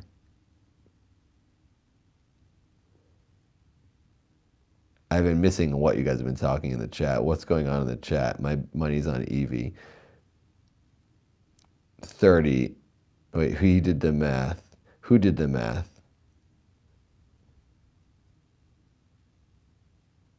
Is that 30 days later or something? 111,000 minutes? I hope Seth is not messing with me. George, get out of my backyard. I hope no one's breaking in, Warrior. 77 days? What? Well, the real number is 111,115. So what's 115 minutes? Like another day or something? 7.638 days. I am not opening the door, Lewis. No, not at all. So we're supposed to understand that this guy backed into another truck, couldn't find the person who was the driver. So he got back in his truck and waited for that driver to come out. And he fell asleep for 77 days and the guy was gone. No kidding, the guy was gone. The guy was probably dead 77 days later. Also, there's probably been a whole police investigation that happened while you were asleep, and then they just left you with your ticket. That's insane. Yeah, that's the number, Chappie.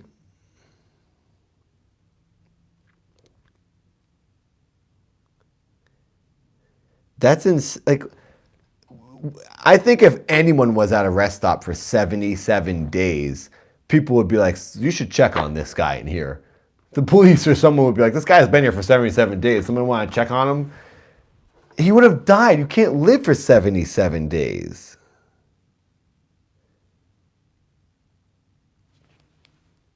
It says it was gone when I woke up 111,115 minutes later. The number is 1. There's 5 ones in a 5. Yeah. 1, 1, 1, 1, 1, 5. 5 ones in a 5. And that's minutes. This guy's name is Cody Joe White. I want to send him an email and be like, what are you talking about?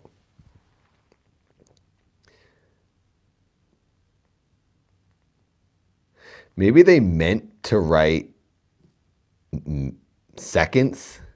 But that's another thing. Why is the guy wording it in minutes? Why didn't he say when I woke up 77 days later? That's like, oh, can I go on, take your 15-minute break? Oh, I'm not going to take my 15-minute break, but I'll take my 10,000-second break. No one talks that way. Like, why is this guy talking like that? Especially when you're saying such a crazy thing, why word it in a weirder way to make it harder to believe? This is weird. My favorite Nintendo character? Probably Yoshi. I'm not a huge Nintendo fan. Well, that's not true. Breath of the Wild, oh my God, that freaking blew me away. I am now a Zelda fan after Breath of the Wild. So Yoshi or Zelda herself are possibly my favorite Nintendo characters. I'm in love with Zelda. When I played Breath of the Wild, I genuinely fell in love with her and wanted to marry a video game character. And then someone told me she's like 17 and I changed my mind and I don't love her anymore. When she turns 35, then I love her. But playing Zelda Breath of the Wild made me want to like live in Hyrule and like be Link and go save this princess that loves me. Camera freeze.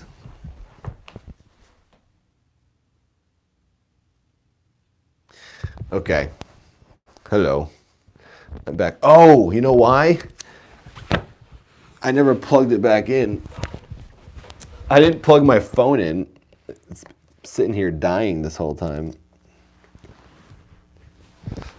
There we go. Is it back now?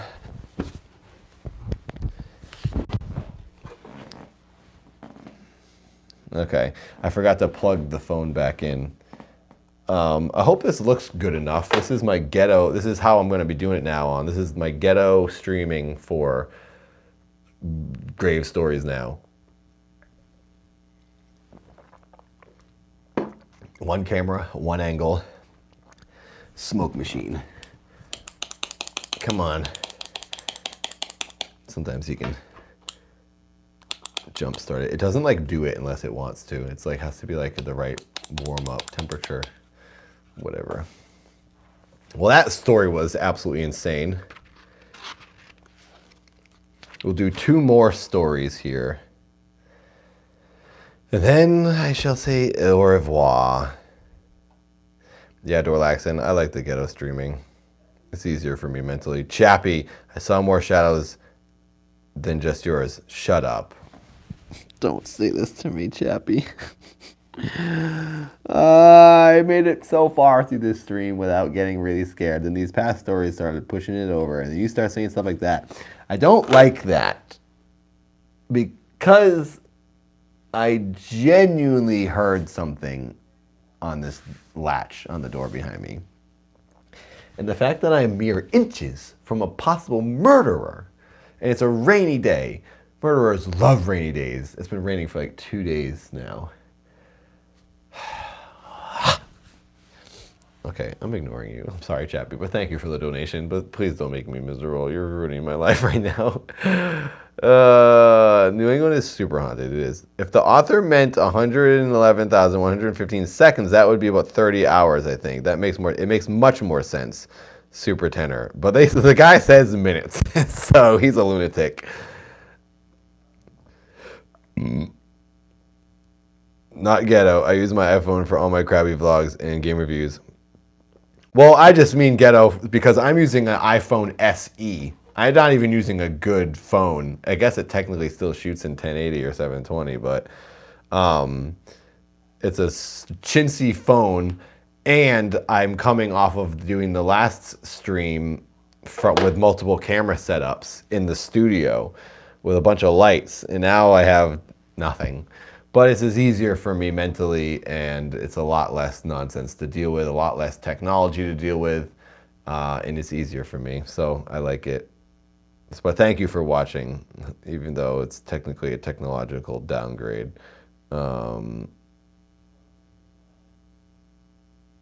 Is Neutral available on your channel? It is, Luis.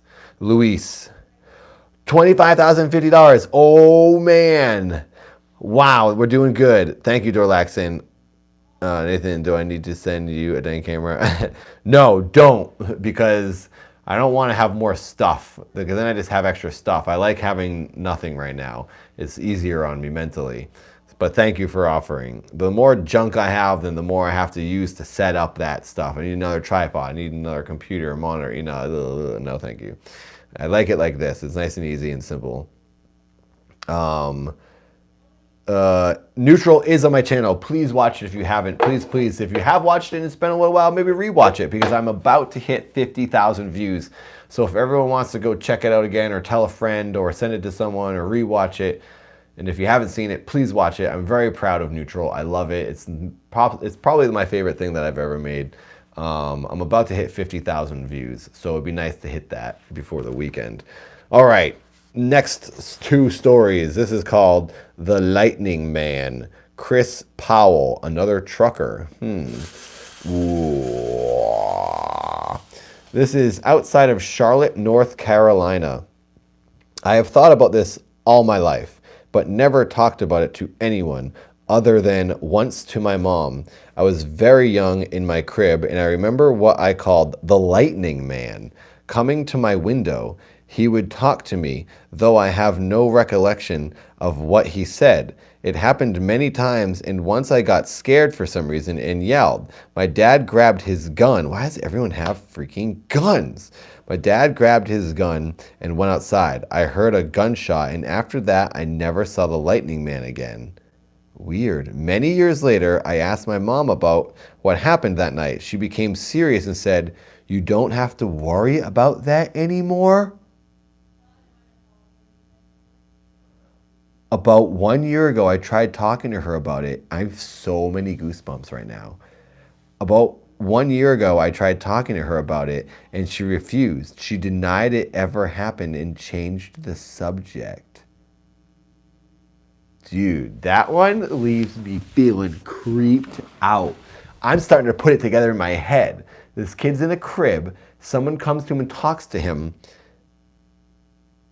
Oh, man, come to my window. Does that mean, I have so many goosebumps right now, all over my body. Okay, so this kid's in a crib next to a window. The Lightning Man, whoever that person is, I don't know why the kid thought of him as a Lightning Man. Someone would come to the window and look at the baby maybe and talk to the baby, and the dad saw this creep and went outside and shot him or shot the gun and freaked him out, and he went away. And my mom doesn't want to talk about it because it makes her so unsettled that someone was talking to their baby through the window, maybe? What do you guys think of that story? That's what I think happened. Yeah, I will never own a gun. I don't like guns.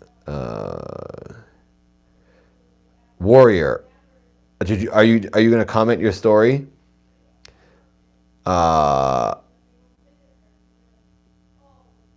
Comment your story in the comments when this is done, Warrior, if that's what you're talking about.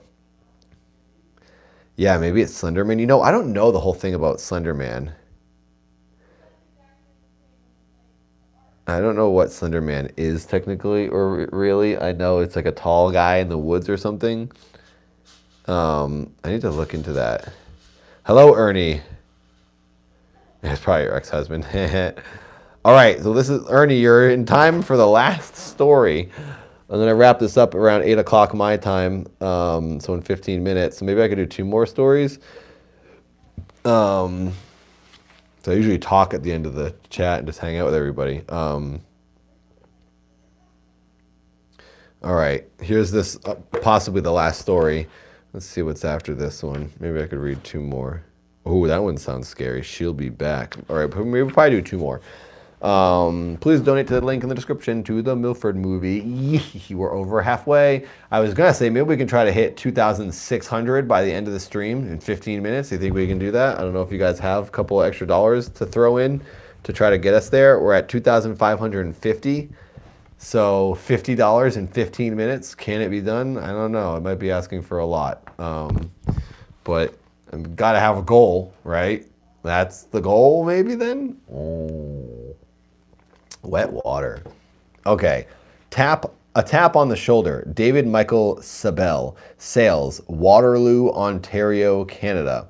When I was in college, I lived in a dilapidated, semi-detached house with 4 other guys. It was a school night, and we were all sitting around the dining room table, drinking and playing cards. The table was situated in a corner where 3 people would have had their backs to the wall. It was a hot summer night and we didn't have an air conditioner and didn't have air conditioning. So when I felt a cool breeze, I became suspicious as it passed me. I felt a tap on my left shoulder and thought someone was trying to play a trick on me. I looked to the left, saw nothing, then checked my right shoulder. When I looked to the right, I saw another friend doing the same shoulder checks I just did. Ooh, I just asked my friend, what are you looking for? And he described the exact same shoulder tap that I felt. Seeing as we were both sitting against the wall, we immediately knew it was not a trick. And if not for the alcohol, we may have had a hard time sleeping that night. Weird. As I say, like that's not. It doesn't seem like they were just drunk and making things up, because the exact same thing happened to them at the same time. That's kind of cool. All right, that was a short one. So here's the actual last story, and then I'll hang out for a few minutes in the chat, everybody. This one is titled, She'll Be Back. Come on, smoke machine. Wow, let's get a lot of smoke in here for this one. Super spooky for the last one. She'll Be Back. Demelin Kane Shiro, Makakilo, Hawaii, 2012. I truly did not believe in ghosts or spirits until these things happened in my house. One late night, I was tossing and turning in my bed for hours. As the night continued, I decided to go into the living room to watch television. As I was flipping through the channels, I stopped on a station where the screen was completely red, and you could see people walking up to the camera like they were zombies. For some odd reason, I didn't change the channel, and as I continued to watch it, I started to finally doze off. It felt as if someone was watching me, though I knew everyone in the house was asleep.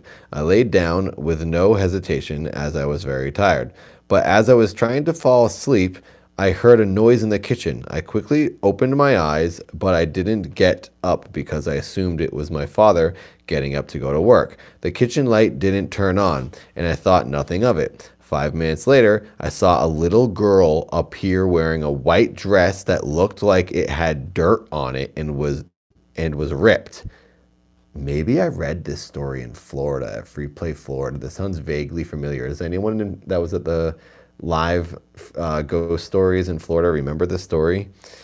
Okay, let me read that for a second. 5 minutes later, I saw a little girl appear wearing a white dress that looked like it had dirt on it and was ripped. I stared at her, confused because I didn't have a younger sister.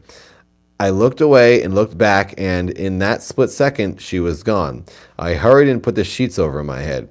Growing up, my mom always taught me not to believe in ghosts, and that if I ever felt something unholy was with me, to sing Jesus Loves Me. I did this, and the little girl didn't reappear. I came out from underneath the blanket and saw a shadow similar to what she looked like. I saw it crawl up the wall of the hallway. She was now on the ceiling looking at me. What? Oh my God, I hate this story. Oh, this is scary. Her face was dark, her hair short and black. Her head started to spin around 360 degrees. I hurried to cover my eyes again and started to cry. I saw this girl one other time around 3 a.m. I got up to get a drink of water whilst experiencing another restless night. I walked up to our sliding doors where the shades had been pulled to keep the sun out in the morning. As I was drinking my water, it looked like a hand had run straight across all of the shades. There were no windows open, nor any doors. I ran into my mother's room and started crying. I'm not sure who this girl is or what she wants, but I know she'll be back. Whoa, that was in 2012, so maybe this ghost has come back to this person. Wow, that's a pretty good one. Okay, I'm going to end it there, and next week, probably on Wednesday, I think is what I'm going to be normally do the show on Wednesdays. This story I will start with next week is called The Pilgrimage, and it takes place in 1976, the most haunted decade ever, and it's in Mexico. So we get some old Mexican ghosts. That is this week's stories for Grave Stories with a grave digger. I am Nathan Barnett. I used to dig graves in New England, and it was a scary job. And now I'm safe in California with people trying to break into the doors behind me. Hello, everybody. 350 if you got it. Someone tossed in a 50. A 50. Slenderman is a fictional monster spawned from something awful. Forums about a faceless creature that abducts kids, usually. Oh. So it started on the internet, huh? That's where Slenderman originated? I had some Booberry too. That was great.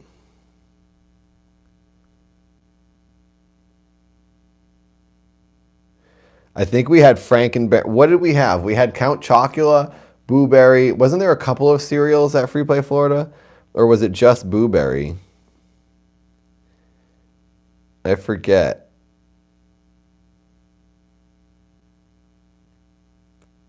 Mantis. I'm sure some nice ghost would haunt you. There's a ghost for everyone.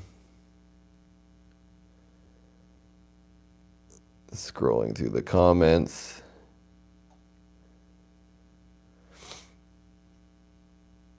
Oh yeah, Frankenberry, Booberry, and Count Chocula. I think we had all three.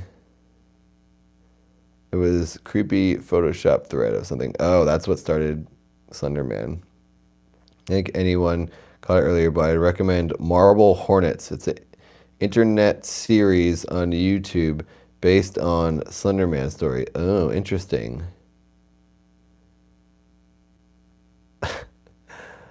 Someone's having a very free poop right now. Fruit Brute? What is Fruit Brute? What am I not seeing, Chappie?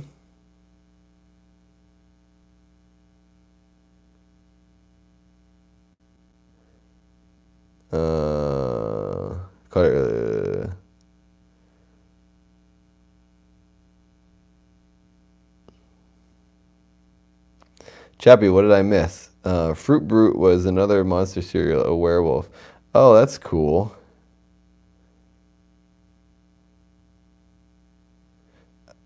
I don't know. I think I maybe remember the wolf, but I don't remember the name Fruit Brute. Japanese story about a creature similar to Slenderman called Nopera Bo. Well, thank you for watching, Robert. Hope everything's going well for you now.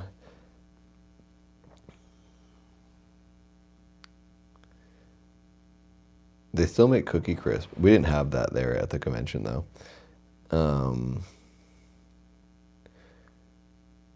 Well, I don't remember if this was episode 11 or not. I titled it episode 11. I'll fix it when I go and edit the video after.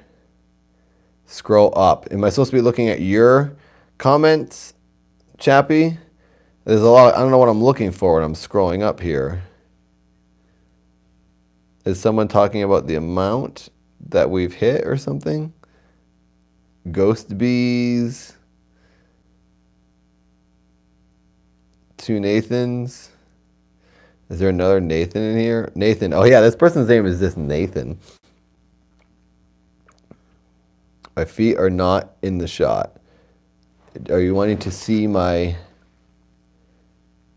Whoa. My slippers? Loic. Trophy and $1. Did someone donate? Oh my God, Chappie donated $10. Nathan, I saw something moving at your feet. It's probably my slippers. Don't say that. Thank you for that $10, Chappie. That's a big one. Dang, Chappie. Thank you, thank you, thank you. As usual, Chappie. You're the champion player that's ever been in this chat. Now you got me looking around. What the heck? Oh, I don't want to look under the curtain. Oh, gosh. Oh, my closet is right there, and I just thought I saw someone in the closet because the light is like kind of makes it hard to see beyond the light. It's just my junk. Oh, my gosh. I'm so on edge. You're making me on edge. Why am I doing this to myself? Oh, What are we at for donations now? Yeah, it's been a while. Whatever was at my feet, Chappie, probably ran away. Thank God. I'm glad I didn't look when you said so. Mantis, I hope I don't get possessed from this. You very well could, because I honestly feel like I open a portal when I do these ghost stories because I'm like welcoming in these otherworldly spirits because they're like, ooh, he's talking about us and our friends, and he's opening up. He's open to that type of energy, and I feel like the nether worlds like people who are intrigued and interested in other realms and ghosts, and that's how portals get opened and the spirits come out of you. That's what I think. 2,550. Not too bad. Okay, we're still at that. We didn't go up, but that's okay. We hit 2,500, which is major. And then we got $50 more. So that's major. So we'll get another $50 in the coming weeks. Thank you, everyone who's donated. Thank you to everyone who donated in the super chat. Helped keep me alive. No, Jabby, I'm not going to read that comment. Oh, that's the worst story I've ever read in my life. And I can't believe I read it twice. That Pope, I don't like saying it. Oh, stop it, Evie. Everyone, you're all idiots. Why are you doing this to me? I don't like that stupid story, and I don't want to look at it because now I'm on the most edge I've been on. Oh my God. The whole chat is ruining my life. Oh, the smoke machine. Please don't say it anymore. I don't like when you say it because then it makes me think it's going to hear you and it's going to come. Yeah, I love you too. Adventures by George, you don't want to know. It's the scariest story ever read. Look it up and read it, and you will have nightmares for the rest of your life. It's so scary. I'm not reading it ever again. No, I read it twice, and it was too much.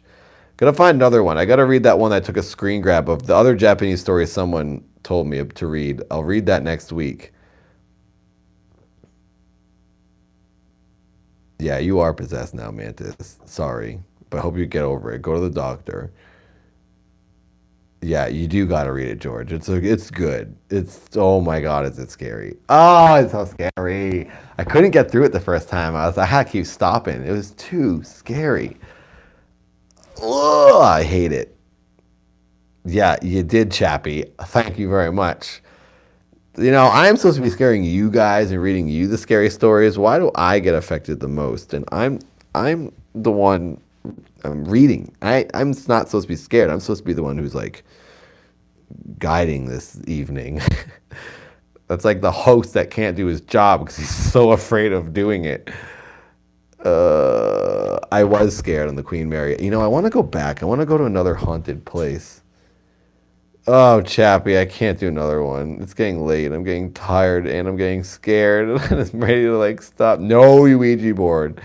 I did Ouija board with someone recently and it blew my mind. It was moving around so much. I think I told you guys about it.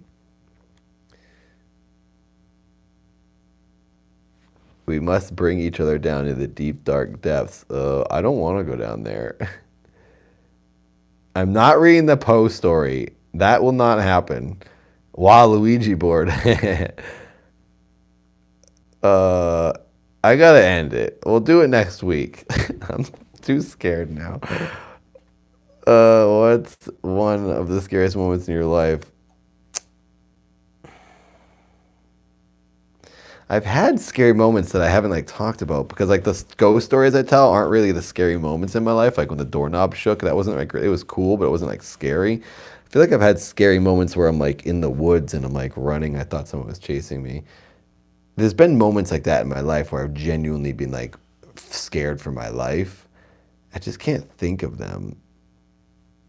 No, I'm not talking to Zozo. Zozo sounds scary too. I don't remember what Zozo is. I think Zozo's just like a scary lady or something, or the devil. I'm not reading it, protagonist. I'm sorry. You guys have to read Popo on your own. You know, when you're messing around with your friends, you're in the woods in Massachusetts at night. Yep, that's it, Evie. If you guys want to read that scary, horrifying story, Evie just posted it. Read it on your own. Yeah, Zozo is a demon, I think. Chappie is the first person that ever mentioned Zozo to me or in the chat, and I was like, what the heck is Zozo? Sounds horrifying. Have you watched Shrek Retold? Dingus, I have not. Is that scary?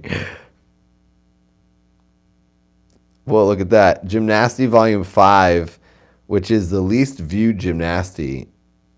In like 12 views, it'll hit 80,000 views. So if you guys want to watch Neutral and Gymnasty Volume 5, please do. Push them over the edge. Gymnasty is about to hit 80,000 views. That would be a nice little number to hit. And Neutral's about to hit 50,000 views. So give them another replay if you think they're good and want to watch it. I typed $50 into Indiegogo. I want one more. Oh my God, Chappie. Chappie, you're a lunatic. This story is going to give me a nightmare. I know it. This next one is going to be the one to freak me out. And I was doing good. All right. For Chappie's request, here comes a haunted 70s story. Yeah.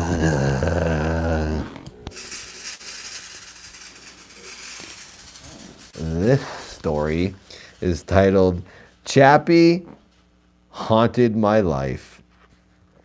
Ernesto Vasquez, student, Calera Zacatecas, Mexico, 1976. The real title is The Pilgrimage. During the year of 1976 in Calera, Mexico, my aunt Susanna, who was 9 at the time, fell very ill, so ill that her life was in danger. My grandfather, Raphael, had prayed to the Catholic patron saint of children that if he cured his daughter, he would conduct a pilgrimage to his cathedral in Fresnillo on foot. Fresnillo from Calera was about a 2-hour walk away. It so happened that his nephew, Homero, was visiting from the United States, specifically visiting his great-grandmother, Tomasa. Homero had a history of drug addiction, was hoping to get away from his problem by visiting Tomasa, who was like a second mother to him. Aunt Susanna miraculously recovered, and my grandmother announced to the family that he was and my grandfather announced to the family that he was setting out that same night to Fresnillo. Everyone tried to persuade him to wait until morning, but he felt that this was the right moment to leave. It took some convincing, but the family persuaded him to allow Homero to accompany him. Homero began to say goodbye to everyone as if he was never going to be seen again, with tears in his eyes. So Raphael and Homero set off. This is like sad and scary already.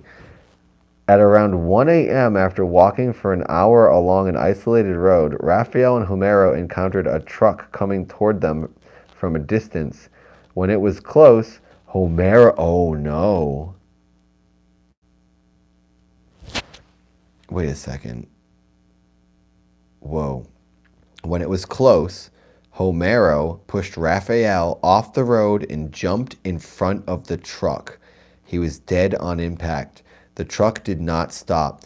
Raphael knew he would not be able to carry his body back, so he ran the hour back to town, where he alerted the authorities.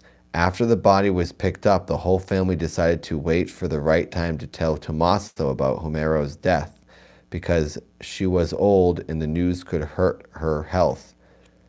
That next morning, Tommasa's daughter came into the house and found Tomasa sitting on the kitchen chair. Tomasa then told her, "While you were out buying the milk, Homero came about 20 minutes ago to tell me he was going back to the U.S.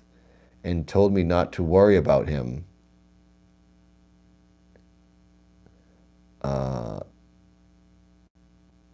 Tomasa died without ever knowing that her beloved great-grandchild had died that night, just hours before he visited her and bid her farewell. I'm kind of confused by that. I'm going to reread these last two paragraphs.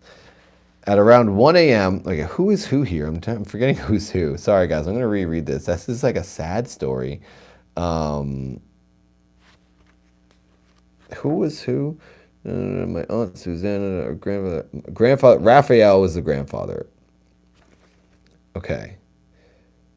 And then Homero was the kid who was on drugs. At around 1 a.m., after walking for an hour along an isolated road, Raphael I already forgot who was who. Tommaso. Yeah, so Tomasa. Homero. Okay, so Homer basically is the kid on drugs. So Raphael and Homero encountered, Raphael's the older one, encountered a truck coming towards them in distance. When it was close, Homero pushed Raphael off the road and jumped in front. So the kid killed himself. Maybe because he was addicted to drugs and he just wanted to die? That's weird. The next morning, Tomasa's grandchild...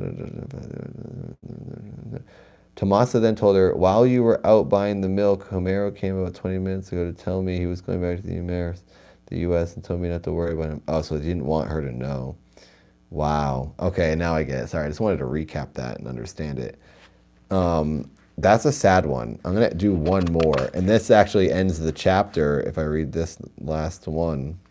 Well, it's two more. I'm going to read this quick one. That Chappie, that was for you. I don't know if you... Oh, this phone died. I can't see the chat. Ah, crap. This iPod died. Of course, everything dies on me. Let me plug that in. Hopefully that will come back on in a minute, and then I can read the chat. If not, I have to go over there and see the chat. Thank you, Chappie, for wanting to donate. I don't know if you did donate, but that story was for you. If you feel like donating $50 to get us to 2,600, that would be amazing. No pressure.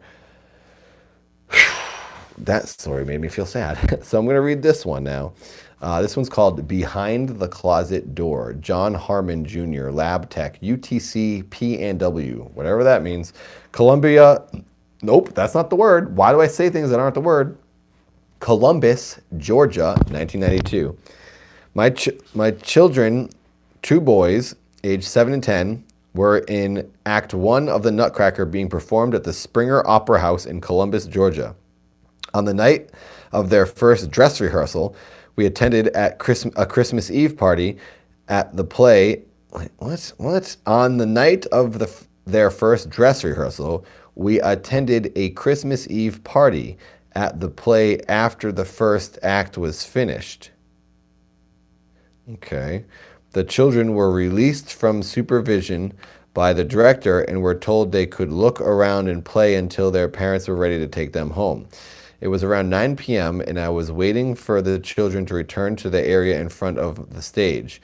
My two boys and 4 or 5 others came running to me out of breath. They told me they were looking around on the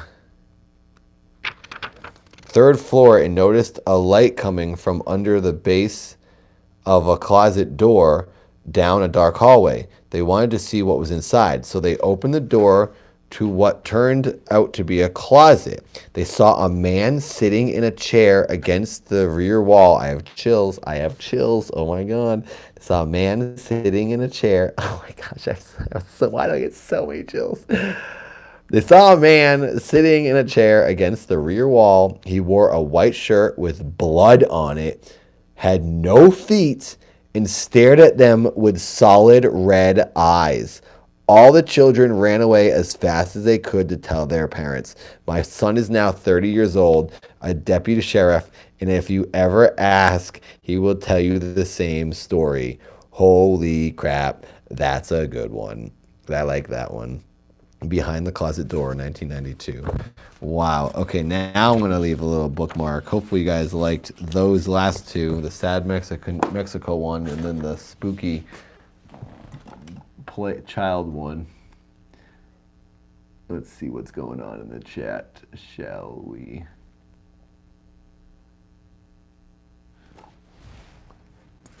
All right, everybody. I'm going to say goodbye. I just need this thing to load.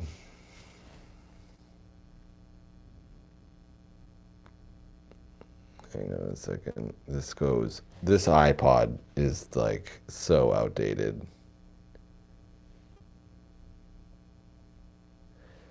It just can't, it doesn't move. You move it and it's like frozen. Here we go. Now it's loading. It's loading a lot of old comments. All right. I don't know what happened in the chat recently. 2600? Do we do it? Someone just said 2600. It's scrolling by so fast.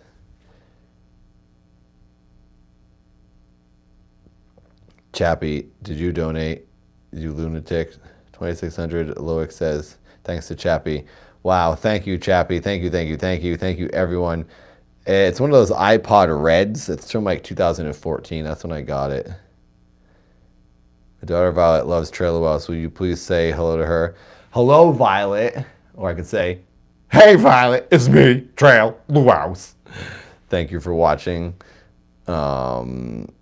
Thanks for hanging, George, LH, no name. Sorry.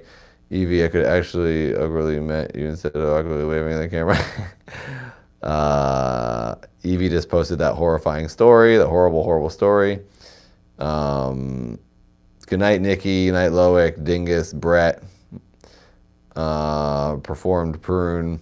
Chappie, thanks again. I don't know if you're in here still. Can't stop watching my own brother. Cardboard. I'm glad you like it. I will be doing more of my own brother like this. It'll be better lighting, so it won't be grainy like this. If this is grainy at all, I'm not sure if this is grainy. But we're just going to use these hard mics, and we're going to do it live. We're going to do my own brother live in the future, and then it will just get logged as a video.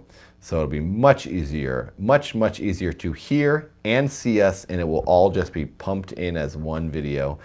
It's the simplest way to do it, and I'm very happy that I realized I could do it this way. I have a 3-way plug that I can plug into the phone that will go to all 3 of our microphones, and it's as simple as that. It's real easy. Oh my gosh, or Unk, Neutral's great, go Milford. Thank you for those €2. It means a lot. That will help me eat and stay alive. Thank you, Chappie. Thank you again for doing that. That was beyond generous. You do not have to donate another $50, but thank you so much. Galtran Boswick is what we say, because thank you doesn't mean enough, so we had to make up a new word that means more than thank you. Thank you, Boswick, Galstran, whatever it is, Chappie. Yes, we still have that P.O. Box, Mantis. I'm not sure what you're shipping. What did you say you were going to ship? You should make an annoying ringtone. I'd use it for if anyone ever called. Gautran Bostwick or something like that. Yeah, that's right. Thank you for watching My Own Brother. If you guys don't know what My Own Brother is, you might like it. I think it has a very small, dedicated audience of people who really likes it. It's the video podcast that me and my brother Seth do with my friend Paul. It's basically about my brother Seth and all the weird things he does. Some people seem to love it. Like, people really like it who like it. There's a new one I just loaded like this week. It's episode 10 of My Own Brother. Check it out if you want. It's basically just us yelling. It's just really loud. It's pretty much it. I watched your getting gymnastic videos earlier. It had me laughing so hard. Well, thank you, Jerry. I'm going to do a new gymnastic. They take a lot out of me, but I will be doing another one. I suggest the audio is pretty good in this new My Own Brother too, so I don't think it'll be as brutal to listen to. You can listen to all of them on iTunes. If you didn't know that, every one of the My Own Brothers is on iTunes, and my producer / technician friend who helps me get all them on YouTube, her name is Keyglyph. She has a podcast. She has like a video game series she does as well. I think I've mentioned her somewhere. I don't know if there's a link of hers in one of the descriptions of the videos, but she's got this way to make them sound a little bit better. So she's kind of messing with them. So it's like this way of like sort of cleaning it up. helping them out a little bit extra. But yeah, you can listen to them on iTunes if you want, or you can watch them, or you can just hit play on YouTube in your car and just listen to it in your car. They're about an hour long each. Everyone seems to love Cheffed. Like, I've been getting so many I posted a thing in the message board on YouTube the other day and asked what I should do as daily or weekly videos, and like so many of the comments were like, Cheffed, more Cheffed, film Cheffed. So Cheffed's got a fan base. You guys will happy to know, this will be the last thing I'll mention, then I'm going to end it. We shot a pilot with Seth. Seth actually directed it, and it is all his idea, for a TV series that we were going to do for Viceland, but we only did the pilot because they ultimately didn't decide to do the whole series, but we're hoping to take it to some other networks. We've already taken it to some with not much luck, but we want to find a different television network to buy it and make it a TV show. It's called Free Money, and we're going to put the first episode, the pilot episode, which has Andrew WK in it, we're going to put that on my YouTube channel so you can see Seth's pilot. It's called Free Money. It's basically a show that follows Seth around and shows him in all these weird ways that he makes money. So for the Cheffed fans out there, wait for that and look for that. I think you'll like it. Anyways, I'm going to end it now. Thank you, Evie, for posting that link. If you can, please donate whatever, at literally $1. You can donate any amount you want. It will help me a lot. Thank you for hanging out. Thank you for everyone for donating. Thank you for super chatting and donating to me and keeping me alive. And thanks for watching. Thanks for being here, Banjo. Have a nice day in Portugal. Bye, Relax and Loic, Mantis, Leon, everyone funny. I can't read all your names. It's so hard. I try to say bye to everyone, but I just can't do it. Bye, everyone. I'll see you guys later. Good night. See you next week, next Wednesday.